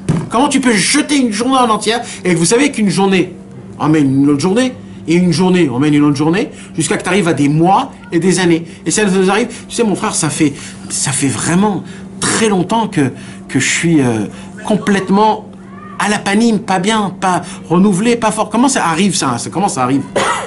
Parce qu'on n'apprécie pas les petites choses qu'on fait. On n'apprécie pas les petites choses qu'on fait. C'est quoi le Hazamra que Rabbeinu il nous oblige de faire tous les soirs avant de dormir? T'es obligé, on est tous obligés. Est-ce que vous avez déjà dit merci à Hachem qu'aujourd'hui j'ai mis ma kippa? Combien de juifs, ils n'ont pas mis de kippa? Combien? Pourquoi nous on fait partie de ces gens-là qui mettent la kippa? Comment? Alors? Comment c'est possible un truc pareil? On dit pas merci à Kadosh Baruch Hu. Le fait est qu'on a été zoré de mettre Rashi, Tfilin de Rashi. Mais Rashi, on a mis Baruch Hashem les Tfilin. On fait Shabbat, on a fait faire grandir nos enfants. Dans la Torah, on mange kasher. On dit pas merci à Hachem pour ces cadeaux-là. Il faut apprécier ces choses-là, il faut les apprécier, c'est énorme. Non, on dirait c'est trop énorme, on dirait. Tu l'as dit tout à l'heure, la Mouna a été donnée par Dieu. Donc si jamais Akadosh Baruch Hu nous fait mettre la kippa aujourd'hui, c'est qu'il nous a choisi entre guillemets. Parce que là, d'autres qui n'ont pas les Mouna. Alors il y a un truc qui s'appelle la pas reconnaissance, comment on dit là? L'ingratitude. L'ingratitude, ça t'appartient à toi, c'est pas Dieu qui te la donne. Non, ça c'est du roi. C'est ça, donc c'est que à toi. Et ça, c'est que ça notre travail. Sûr, de tout re-attacher à Hachem. Voilà. Maintenant, donc, ça veut dire quoi? Ça, j'ai la possibilité d'avoir tout le bien possible. Mais à moi de l'utiliser, à moi de... Ouais, mais je la tiens pas ça de Dieu. Je dis c'est moi. Parce que tu as le choix de le faire ou pas le faire. Et c'est grave, voilà. Mais il faut le remettre. Bah oui, parce que ça dépend à toi. Mais en vérité, tout ça vient de Hachem. T'as l'oubli aussi qui rentre en... Oui, mais tout ça, c'est des travaux à faire de tempérament tout le temps. Mais ça, le problème, il commence comment? Il commence d'abord en ayant croyance en toi-même. Voilà. Le fait est que j'ai déjà une Brit Mila. D'accord? C'est fini, mon frère. Rien que ça vaut la peine. Qu'il y a un Moël qui a pris le couteau, t'a fait faire couler du sang. Il a fait la bracha, Shechniso, Bevrito, Lavram, Avinu. Il a tout ces, pour Hachem, t'as fait couler du sang pour Hachem, ça suffit jusqu'à la fin de tous les temps. Tellement c'est grand. Vous savez que Chas Shalom, un enfant qui meurt, avant la Brit Mila, avant de l'enterrer, on lui fait la Brit Mila, même qu'il est déjà mort. Avec bracha et tout. Pourquoi? Avec bracha? Je sais pas. Le Gilgoul, pour qu'il rentre au Ganégan, Abraham, il vient le chercher. Tellement c'est important. Il prend par la. Donc c'est la Brit Mila et le sort. Ouais, donc imaginez-vous, nous, Baruch Hashem, qu'on l'a. Et combien de temps on a pensé à quoi, nous? C'est quand qu'on a pensé la dernière fois à Baruch Hashem de la Brit Mila? C'est quand? Hein, c'est quand? On a jamais. Non, mais t'étais pas conscient en même temps. Si, on peut penser. On peut penser. Heureux d'être né dans le peuple. Si on veut. Ouais. Donc automatiquement, c'est que l'alliance, on l'a fait. Amen, Alvaï, j'espère. Un jour, David Ameler, il s'est déshabillé pour se tremper au mikvé. Et quand il s'est déshabillé, il s'est vu comme ça, il dit oh là là, je ressemble à un goy. Ouais, je ressemble à un goy. C'est quoi la différence entre moi et un autre? Et là, il savait pas quoi faire. Et d'un coup, il a vu la Brit Mila. Il a dit merci Hachem de la Brit Mila. Il a eu une simcha énorme. Et nous, c'est normal pour nous. Qu'on fait la Brit Mila à nos enfants. Pas une fois, pas deux fois.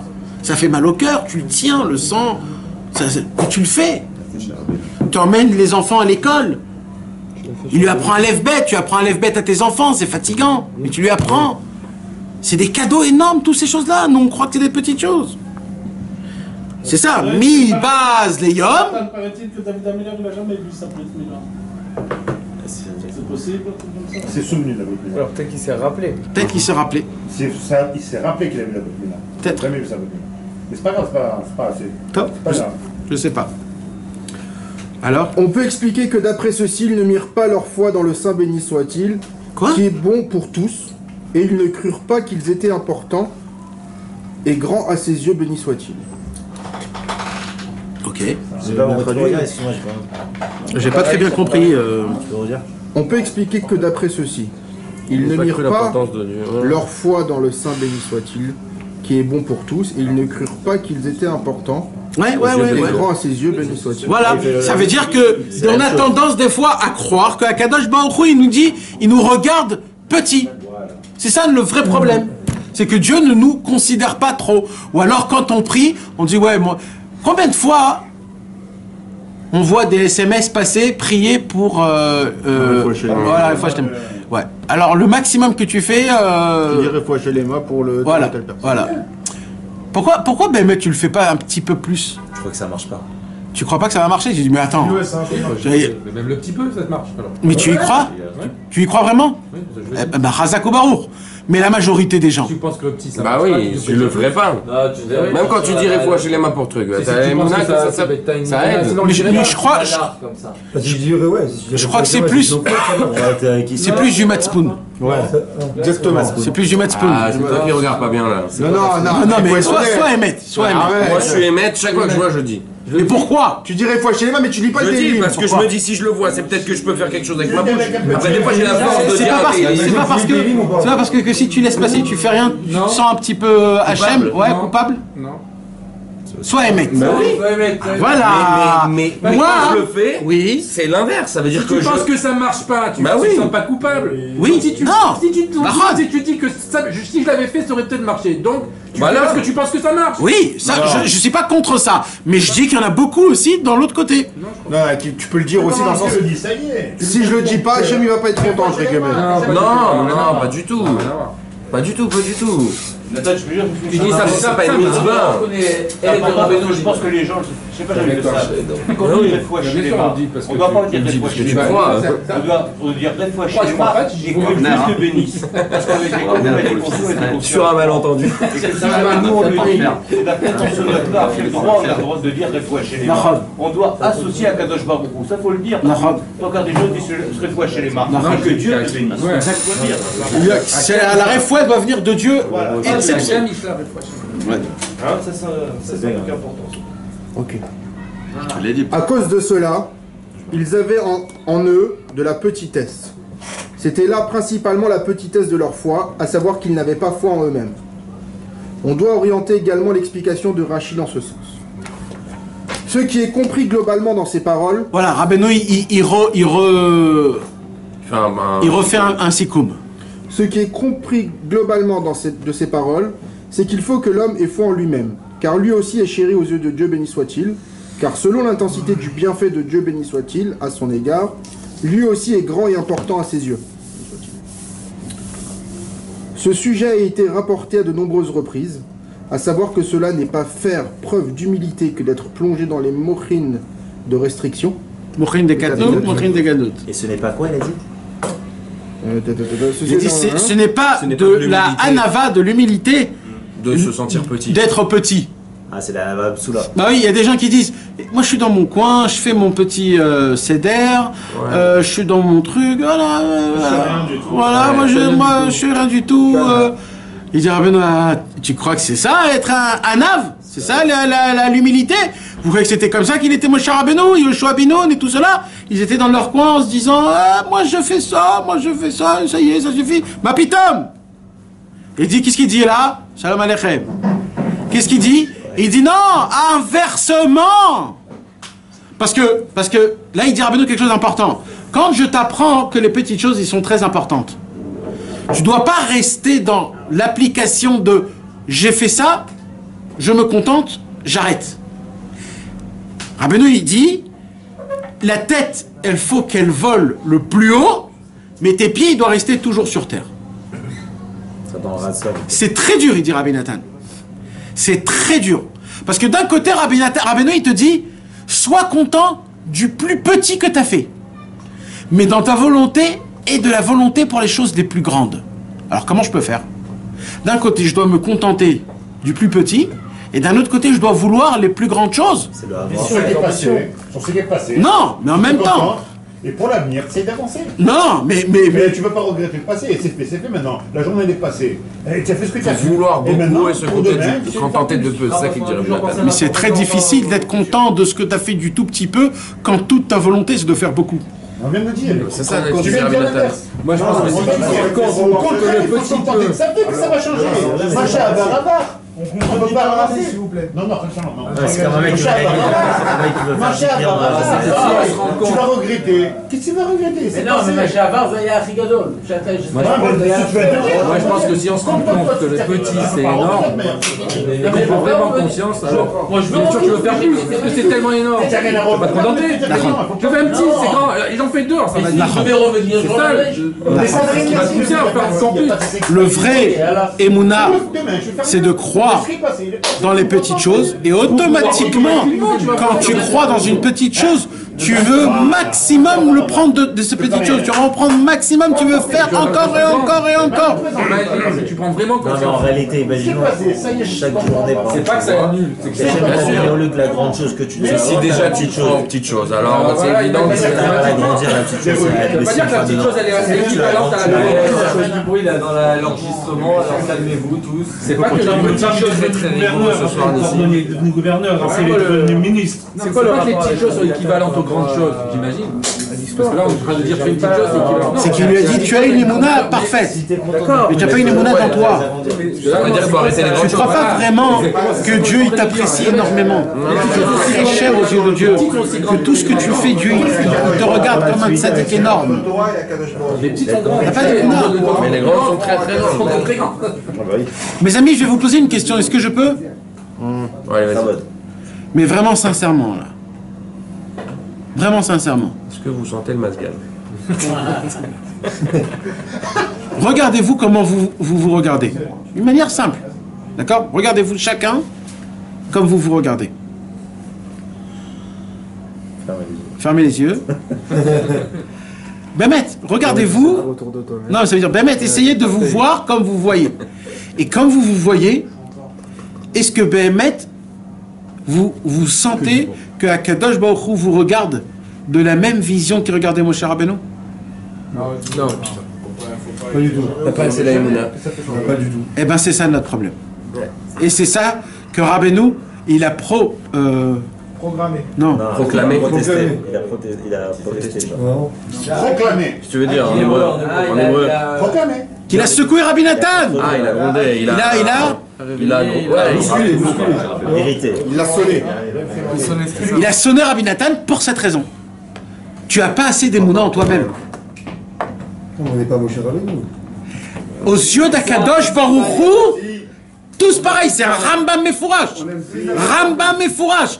Akadosh Baruch Hu, il aime surtout. Alors là, mes amis, c'est très grave. Non, mais c'est très grave de dire qu'Hachem, il aime Moshe Rabbeinu parce que lui, il a plus appliqué que moi. C'est malheur à ça. Quelqu'un qui pense un truc comme ça, malheur à lui. On est tous pareils au-dessus de Dieu. Tous pareils. Alors lui, il est plus proche. Lui, il ressent plus Hachem. Mais Hachem, vers nous, pareil. C'est que lui. Pareil. C'est que lui vers Hachem. Exactement. C'est la sensation. Ou lui vers lui-même. Tu crois que chez Hachem, il y a des préférences? Toi, tu as des préférences entre tes enfants? On n'a pas de préférence, nous, nos enfants. On aime. C'est bon. Hein? C'est Nahon? Mais vous imaginez? Vous imaginez, c'est quoi ce lien? Comment c'est grand? La Hanava Métine, c'est de savoir sa grandeur, qu'il est tellement grand que. C'est savoir sa place. Ah, bah, il est très grand. Maintenant, mes amis, on peut lire 100 fois parler du Rashi, de la Gemara Sota, du Passo, de faire des jongles. Tant qu'on n'a pas compris ça, et il n'y a pas besoin de comprendre. Tant que tu comprends pas que Dieu, il t'aime, t'es un charlot. Même mieux. Pas qu'il t'aime, il t'aime comme Moshe Rabbeinu. Toi-même, tu dois t'aimer. Oui, mais moi je parle maintenant avec Hachem parce que nous on s'aime, après tout on s'aime.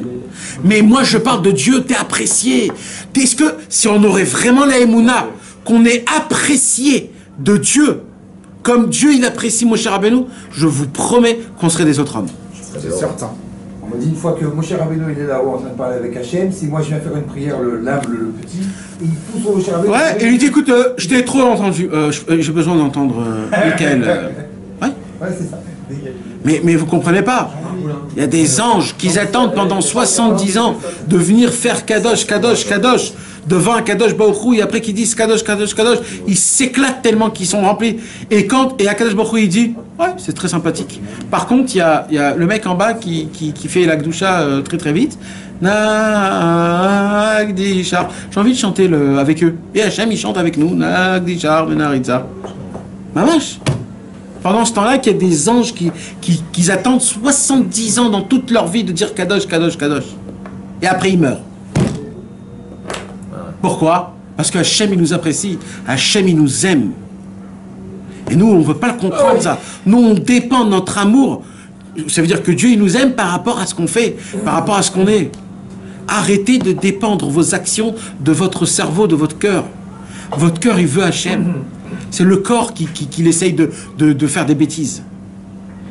Pourquoi beaucoup l'a voulu tuer plusieurs fois dans le désert? Qui? Moshe, il a voulu tuer qui? Il voulait détruire le peuple juif. Ouais. Alors c'est Moshe Rabbeinu qui est intervenu. Exactement. Qui nous a sauvés. Exactement. Il a un scout particulier. Ouais, ça c'est sûr. Ça, non, je dis pas que... Le béni Israël moyen, il n'a pas équivalent à Moshe. Non, non. Personne a la grandeur de Moshe Rabbeinu. Personne. Que Moshe Rabbeinu. Moi je parle... L'amour que Dieu a envers Moshe Rabbeinu, c'est la même envers nous tous. C'est ça que je dis. Lui, par rapport à Dieu, c'est lui le plus grand. Et pourtant, il a dit, je détruis le peuple complet, je te crée une nouvelle nation. Ouais, ça, il a voulu tester Moshe Rabbeinu. Il a voulu le voir. Il a voulu tester Moshe. Il a voulu le voir s'il tombe dans ça ou s'il dit non, je reste avec lui. Avec tout le peuple. Il a voulu le voir. Il a vu qu'il est resté avec le peuple. Il a dit alors vraiment, je t'aime. Vraiment, t'es mon vrai le plus grand. Il a bien sûr. Sinon après, ça aurait tout, on aurait tout perdu. Et c'est ça un vrai. Un vrai, c'est qu'il est prêt à se mouiller. Ben vadaï. Exactement. C'est un avis, mais tout le peuple. Les Israéliens. Ouais. C'est ça qui dit quand tu dis que tu. Que le Israël doit prendre un meilleur. Ouais. Ouais. Et que même lui, il est au niveau de on a tous eu la névoie pendant la Shira. Nahod.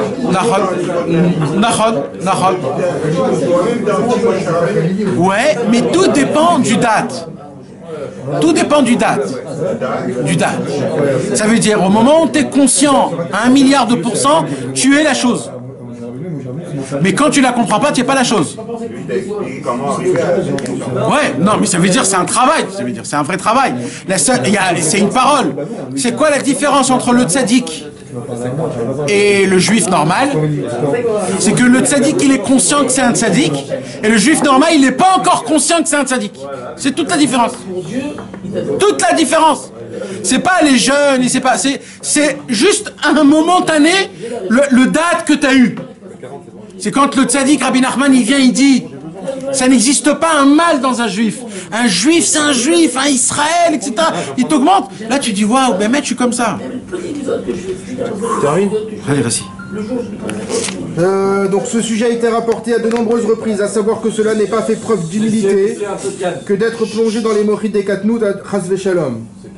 Mais on doit demander beaucoup à Dieu béni soit-il d'avoir le mérite d'accéder aux voies de l'humilité authentique. C'est se référer au deuxième tome du Likutei Moharan, Torah 22, Torah 72, ainsi qu'à d'autres endroits. Allez, on l'a fait. Également, plus tard, peu de temps après avoir évoqué le sujet précédent, Rosh Hashanah arriva et il divulgua alors l'enseignement intitulé Rabbi Shimon se réjouit. Likutei Moharan, première partie, Torah numéro 61, dans lequel il mentionna le thème du manque de foi en soi-même, se référer à ce qui est écrit au paragraphe 5. Il y en a qui sont en but à la controverse parce qu'ils n'ont pas de foi en eux-mêmes. Des fois, Kadosh Baruch Hu, il dit, j'en peux plus avec ce... Qu'est-ce que je vais lui faire avec ce mec-là? Il faut qu'il ait un petit peu de croyance en soi-même. Alors, qu'est-ce qu'il dit? Alors, Hachem, il dit, qu'est-ce qu'il va faire? Il dit, alors, je vais lui faire des marloquettes, de la controverse, des opposants, pour que automatiquement il sera obligé de se travailler lui-même pour se croire à lui-même, pour dire j'ai raison, etc., pour qu'il monte de niveau, pour que... Donc des fois on croit, tout le monde se pose des questions, pourquoi je souffre de ma femme? Pourquoi ma femme elle me fait des souffrances? Pourquoi ma femme... En vérité tu veux savoir pourquoi? C'est parce que t'as pas des mouna batzmecha, parce que tu te crois pas en toi-même. Des fois, on ne sait pas si on va voyager à Ouman, si on va pas voyager à Ouman. Et toujours on dit, c'est à cause de qui? C'est à cause de nos femmes. C'est pas à cause de nos femmes, c'est parce que tu ne crois pas vraiment en toi-même. Au moment où tu vas croire en toi-même, tu verras que ta femme, elle va arrêter de te casser la tête. C'est parce que ta femme, elle voit que toi-même, t'es pas encore fermé vraiment si tu vas ou pas. Mes amis, tout dépend de la Emouna, mais c'est mamash comme ça. Et de quelle Emouna? C'est très grave si on n'y croit pas. Bémet, c'est un travail. C'est un travail de croyance, de croire qu'Akadosh Baruch Hu, il t'apprécie. Que tout ce que tu fais, c'est apprécié aux yeux de Dieu. Même si c'est horrible, même si ça pue, même si ta prière, tu l'as fait en bâclant, même si tu l'as fait sans penser aux mots, Akadosh Baruch Hu, il adore les mots, il les embrasse, il les met dans son trésor. Il a besoin de ça aussi. Il en a plein des mots qui sont dits avec des cavanotes, qui sont dits avec des pensées énormes. Ça lui manque des lettres où on ne les dit pas en bâclant, etc. Malgré qu'il a voulu bâcler, il a fait quand même. C'est pour ça qu'Akadosh Baruch Hu, et nous malheureusement, on juge par rapport à ce que nous on a fait. Et c'est faux, c'est pas ça. On rapetissait Hachem à notre... On rapetissait Hachem par rapport à notre conduite. C'est ça que je peux mettre en France. Et on doit savoir qu'Akadosh Baruch Hu, il nous regarde par rapport à sa grandeur. Comment il est grand, Hachem? Alors tout ce qui regarde à nous, c'est infini. Ça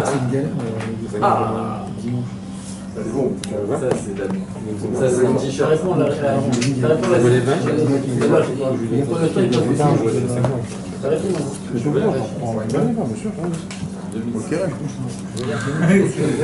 Voilà les amis. Voilà les amis. Hein? Donc l'introduction est finie. On va commencer le cours. Maintenant on passe aux choses sérieuses. On va finir comme ça. Mettez vos gants les gars. Mais t'as vu qu'il parle de Rosh Hashanah, donc il faudra parler de Rosh Hashanah aussi, t'es conscient. Comment on se prépare à Rosh Hashanah? C'est bientôt. Ah, parce que là c'est très important. Beaucoup de gens t'as dit dans le ne comprennent pas Rosh Hashanah. Tu veux prier surtout. Les petits, il vaut mieux prier les trucs. Bezrat Hashem, mes amis, j'ai un nouveau propos à vous proposer. Il y a un nouveau livre qui est sorti. Ce livre-là, il s'appelle le Yemé Moharanat. C'est les jours de Rabbi Nathan de Breslev. Rabbi Nathan de Breslev, il a compris que chaque jour qui passe en lui, parce que lui, il a compris tout ce qu'on a étudié aujourd'hui, que les petites choses, ils sont importantes. Et il a fait un livre de ses journées, Rabbi Nathan, depuis le jour là où Rabbeinu est mort, jusqu'au jour où il est parti en Eretz Israël et qu'il est revenu. C'est Rabbi Nathan qui l'a Ah, c'est après Nathan lui-même qui l'a écrit. Son propre journal. C'est après la disparition d'Arabie. Rabbi Nathan aussi qui l'a écrit. Non, il est Là, il est fait en hébreu français, en grand thème. Il y a le comme ça en deux couleurs, et après t'as le... Celui que Rabbi Israël il a reçu très tard. Avec les deux langues. Chaque à 70 ans, il y a le voyage en il n'y avait Israël. pas l'impression en Israël, et il l'a reçu très tard, le livre Mohamed. Ouais, c'est ce livre. Il a dit chaque mot, c'est un Mayan, c'est un fleuve, Alors ce soir, source. Et mes amis, c'est un livre que je conseille vraiment. Rabbi Israël, il a dit que chaque mot, il y a une étude dessus. Et c'est pas Stam ce livre. Mamash, c'est pas Stam. C'est un... t'as dit qu'on achète un, faut en acheter un deuxième pour se faut toujours en acheter deux. Jamais on en achète un. Sinon après on est égoïste. On achète un pour nous et le deuxième pour un ami. On s'arrange, on met deux par deux. Bezrat Hashem. C'était très difficile pour moi de faire ce cours là, mes amis. Deux, j'en ai compris 6. Ah ok, d'accord.